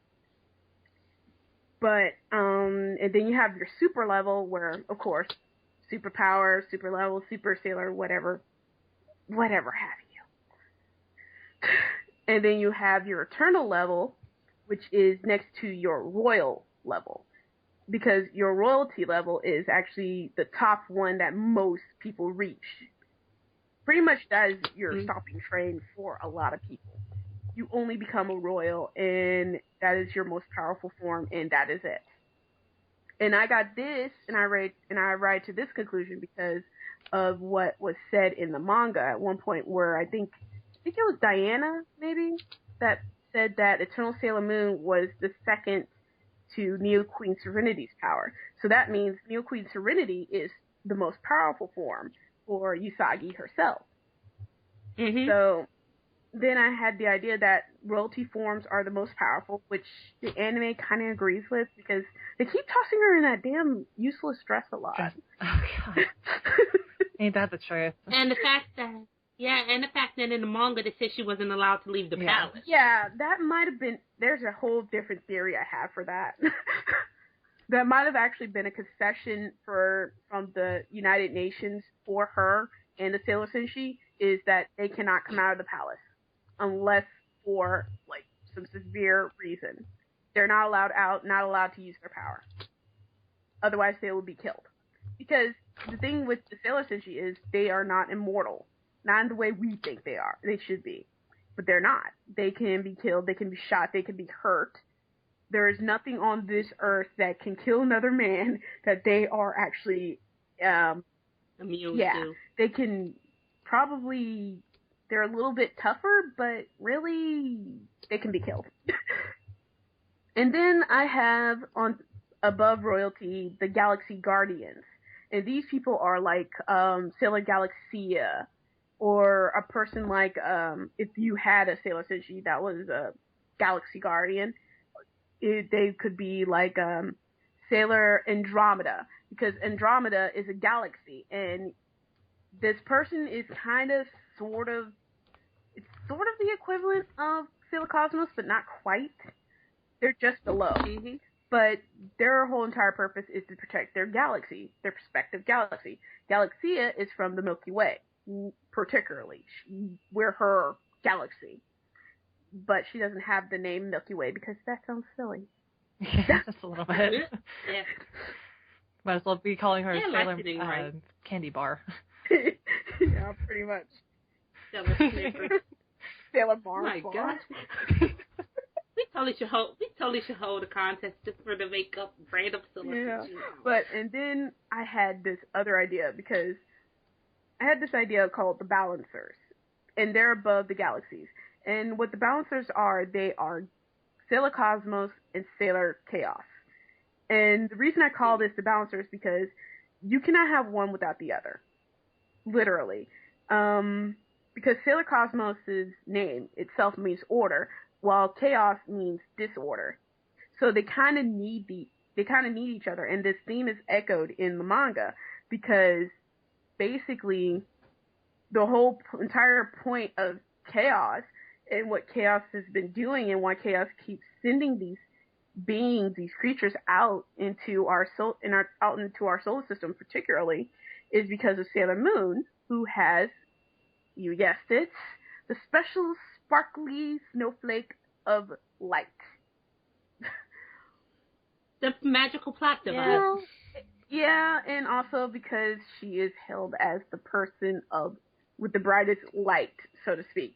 And so, what Sailor Chaos's thing is that Chaos's thing is that it is a failed star. It failed to become a star at all.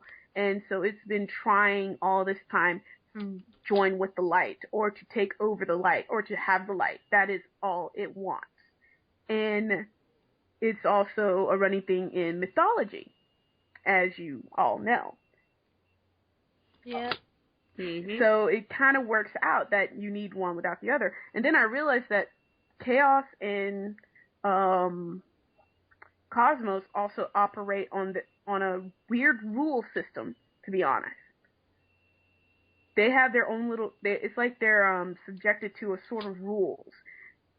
And so in a way I kept wondering, well then, if they're subjected to their own little rules and their own little system rules, then who's above them? And so I made up a Mhm. thought of god goddess Senshi, and that these god goddess Senshi, there who could be as many or maybe there's just one. You don't know because this is an unknown factor. And that this Senshi, the only point of this Senshi is basically to continue the constant. It sounds weird, but bear with me. Like, I have a character named Sarah Lamba. What is it? Lambda? I can never say it right. Lambda. Yeah. Oh, the one that you made, that you made recently? Yeah, a couple of months ago. Like, a few months ago, almost a year now. I actually liked the way you were the way you were going with it. It was really good. Yeah, I kind of liked her myself, but her deal is that her symbol is called is of course lambda, and it is the constant, which is based on Einstein's theory that the universe is constantly doing this and that and blah blah blah and the other. Yeah, I didn't explain that well. I'm sorry. You're just gonna have to do what I did and go to Wiki. Yeah, basically... That's right, kids. Go to Wiki. Okay, do you want me to explain that? Yes, please. Go ahead. Okay, basically, lambda is, like you said, it's kind of the universal constant in Einstein's theory of the universe. Basically, in his theory, it's kind of the universe isn't expanding, it's not contracting or anything, it just is.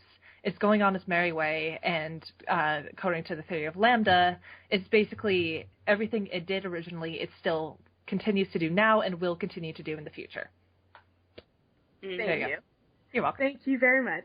And so my idea for the Senshi is that her entire point is to continue everything, continue the cycle. So basically she is kind of like a true neutral because she sides with whichever side she needs to be. But her thing is also she is a stickler for having rules in place.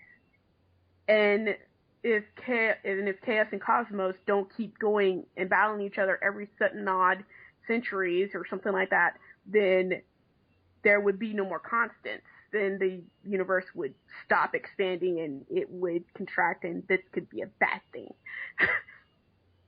It's Your theory. Your theory. The way everything that you just said, that's it. That's it. People in the fandom accept it. Accept it. It's like well thought out in everything, you guys. Basically. They gotta accept it, you guys. It's awesome. Yeah, kudos to you, Vampy. Yes. Well, I've had years to think about this for a while, because, I mean, it kind of makes sense. I mean, something has to keep Cosmos and Chaos to keep going for them to, fuck up the universe, for new things to live, and new things to be reborn. And so you need Chaos to destroy these things, and you need Cosmos to put them back together and make way for new things. Kind of like Sailor Saturn in a way. Because Sailor Saturn's power, though, is only limited to one planet and one star system. Galaxy. Yeah, that too. She doesn't actually have the power to destroy galaxies or things like that. That's not who Saturn is. She can't do that. There is a limit to her power. Kind of like there is a limit to Sailor Moon, her own power. There is a limit to it. It's just that when she jumps into the galaxy cauldron, this is where we have other theories. Yay! Woo! Woo, yay! God, I've been talking for hours. Yeah, Skype says 3 hours, 40 minutes and counting. 3 hours, 12 minutes, and 35. 3 hours, 38 minutes. Okay. Well, we did say it was going to be an explosion. This is true. This is an explosion of a lot of theories, and this could help a lot of people during their morning walks or something. Yeah. And when they're wanting to make otaku sushi, too. It helps. But, yeah, another theory is that a lot of people there's a lot of theories about Sailor Cosmos and whether or not Usagi is Cosmos, or is Cosmos Usagi, or is Usagi destined to be Cosmos, or was she destined to be Cosmos as Princess Serenity, and therefore that is why the Sailor Crystal silver crystal was outside of her body, which is another plot hole that we are not going to touch. Yeah. We're going to touch that when, like, after the anime comes out or something. I don't. After the new anime, yeah. We're going to touch that on some other time when I can think, or we can think, or something. Yeah. But there's plenty of series, and right now it's fandomly, only fandom. It is not actually official, but fandomly, everyone's accepted that that Cosmos is actually Usagi in a future self. A lot of people assume she's Neo Queen Serenity's future self, except we have no evidence to this. The only evidence we have is Sailor Cosmos saying the me of here. Well, just because she says the me doesn't actually really mean me literally. I mean, in the anime, Nahalania uses we a lot, and it's the royal we in which she refers to herself and her power. So, yeah, it's kind of like not exactly as you think. It's not exactly as clear cut. And I'm going to get a lot of flack for this, but I prescribe to, like, two theories. One theory states that when Usagi got into the Galaxy Cauldron and begged for everyone in the Cauldron who was already there dead in the Cauldron to help her banish chaos back to the depths of the Cauldron, that was when she utterly became Sailor. That was when she was granted the power to become Sailor Cosmos later on. Well, while we're on the topic of Cosmos, I just read that Naoko said that it seemed to imply when questioned that Chaos's true identity was intended to be ambiguous to everyone, including herself. So she did this on purpose. So I don't know where the fandom get that she's Sailor Moon's, ultimate form. I don't know where they got it from. I mean, one statement in the manga. It's like, me neither. And plus, also, if you look at Cosmos and look at Serenity through all her forms, because Serenity was reincarnated too, she actually doesn't really look much like her, other than she has pale skin. She doesn't have the same color eyes. Her eyes are actually lavender, and her hair is curled differently, and her hairstyle is different, and her symbols are different. I was gonna say she was the Queen Serenity of the past. That's what I was gonna go with. Well, there's some people that go with that too, but me, I prescribe with the idea of reincarnation, because that's also one of the main running themes. My thing is, what if Cosmos is like Usagi's far-flung future, great whatever granddaughter, and it's culminated into this, which could happen, because if you look at Chibiusa's form in her Sailor Senshi's first basic form, the Asteroid Senshi, they have the same eternal-looking Fluku as the Sailor Senshi do. But the Asteroid Senshi hasn't even been into an actual battle, per se, except once, and that was with the whole Galaxy. Yeah, that thing, and they haven't been into battle as far as we know since then. Yeah, basically. So they were asleep on an asteroid, so yeah. Minor detail there. Yeah, so it kind of lends itself to the thought that the Sailor Flukus of the Soul Senshi and possibly anywhere else, they are evolving and changing each new generation. So it's possible that in the future, Cosmos's outfit and probably name is actually just another name for being whatever person of whatever planet, I don't know. See, your theories, and the fact that you came up with all this stuff for the fandom, you have done a good service. Well, I didn't come up with it myself. A lot of this is also me and other people, and sometimes other people actually came up with this shit, and I just parroted it back into some kind of way that's actually understandable. You guys did a service to us writers. Yeah, for real. I mean, I got a lot of flack. I feel so terrible. I got a lot of flack that it had came up with a secondary form after Eternal Miracle Romance. I thought that was going to be cool. But everybody's like, no, Eternal's the final form. I'm like, okay, Nope. so I had to get rid of it.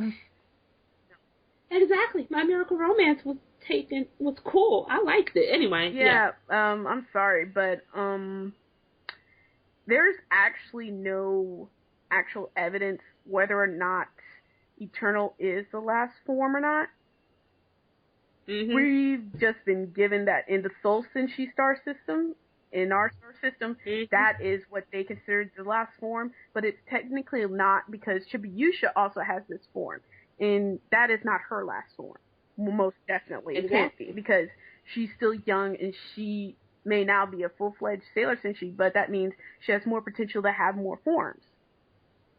Mm-hmm. Just saying, I don't know. Maybe... I agree with you, though. Yeah, and we can totally touch on the whole why isn't there a Sailor Sun thing later. As in, people of Earth, aka our listeners, we should have another Solar Moon explosion when the new anime comes out. Damn right. I look forward to it. Or before it comes out, just in case, because, you know. People. Yeah, this is true. Yeah. People. So, we've got fanfic Ricks, and that's all we gotta do. Go first. Yeah. All right. My fanfic recommendation is Diamond's Revenge. It's a whole telling of Prince Diamond's history, where he come from, what his motive was, and everything that happens to him, from his perspective, and it includes his last moments of death. And then it's another one called Message of Regret, which I ended up changing my other recommendation because it's a short story about Prince Diamond and his and Sapphire. So it's that one, and I know it's so sad. And it's another recommendation I have for an AU. It's called I Need You by Fantasy Star. It's a whole alternate universe where they're not so Senshi. All the inner Senshi except for Usagi and Mamoru all the inner Senshi are little kids. It's adorable. Sounds like it. And Minako-chan's the youngest. So adorable. And I recommend that one. So, yeah. Those are my recs. Next. Vampy?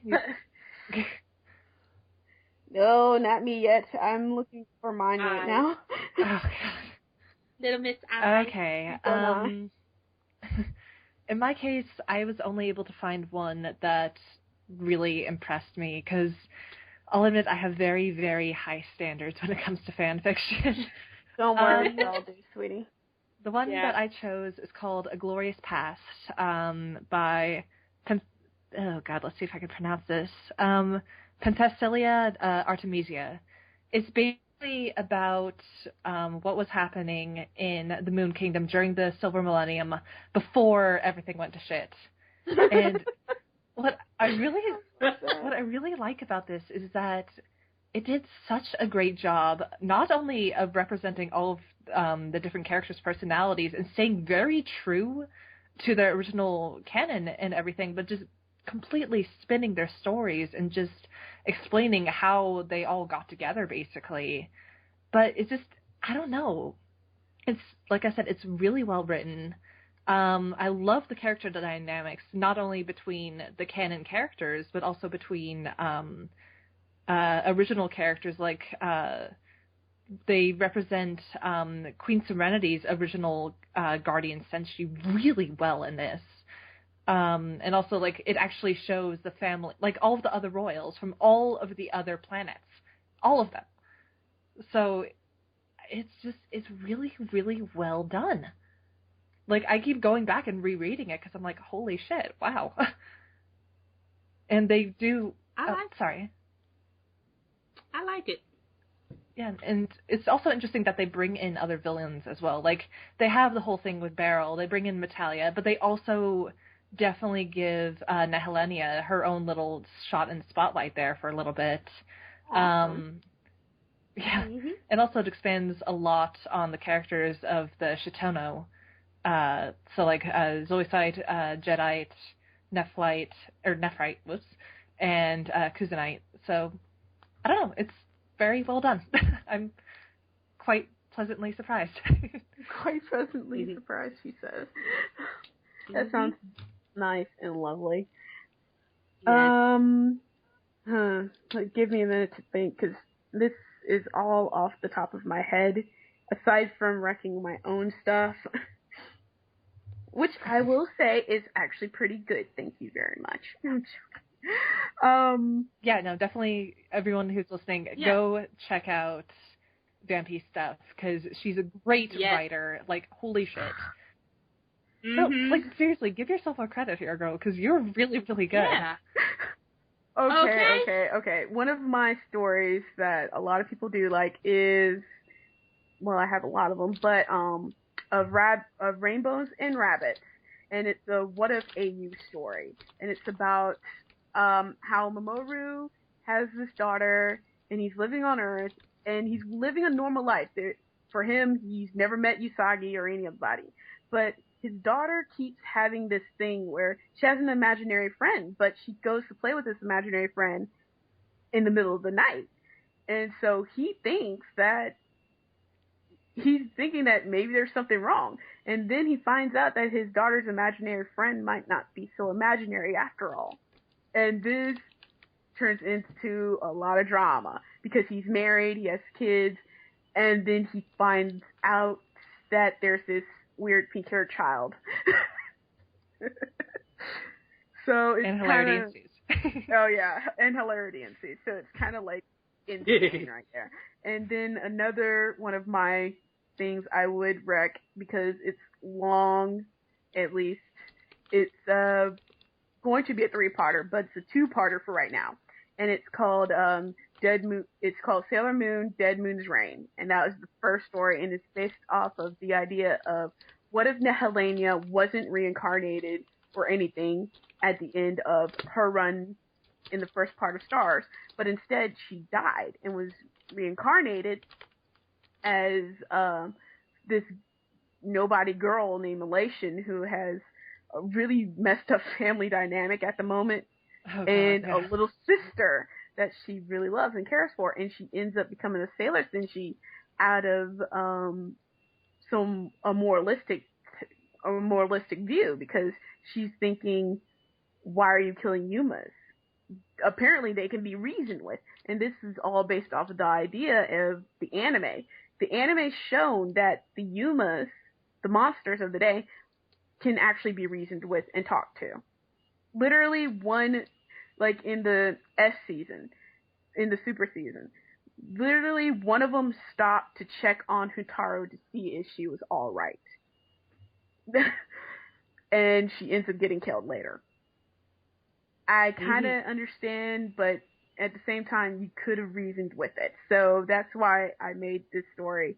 And then I have a sequel to it called Lunatic's Time, which is all about the OC, is all about my OC's children who take over the story narration afterwards. And it's done. And then after them is the last one I'm working on. Is called Sailor Moon Inheritance. And it's about the grandkids and the other characters that have to deal with the repercussions of what their grandparents and their parents have done, and they have to clean up this shit. So those are my personal ones. And then there's another one that I actually found again that I actually really like, and it's called Purple Like Royalty. Now, before you read this, you must know it is smut. It's a future Crystal Tokyo story that involves Endymion and Hotaru, who's now an adult.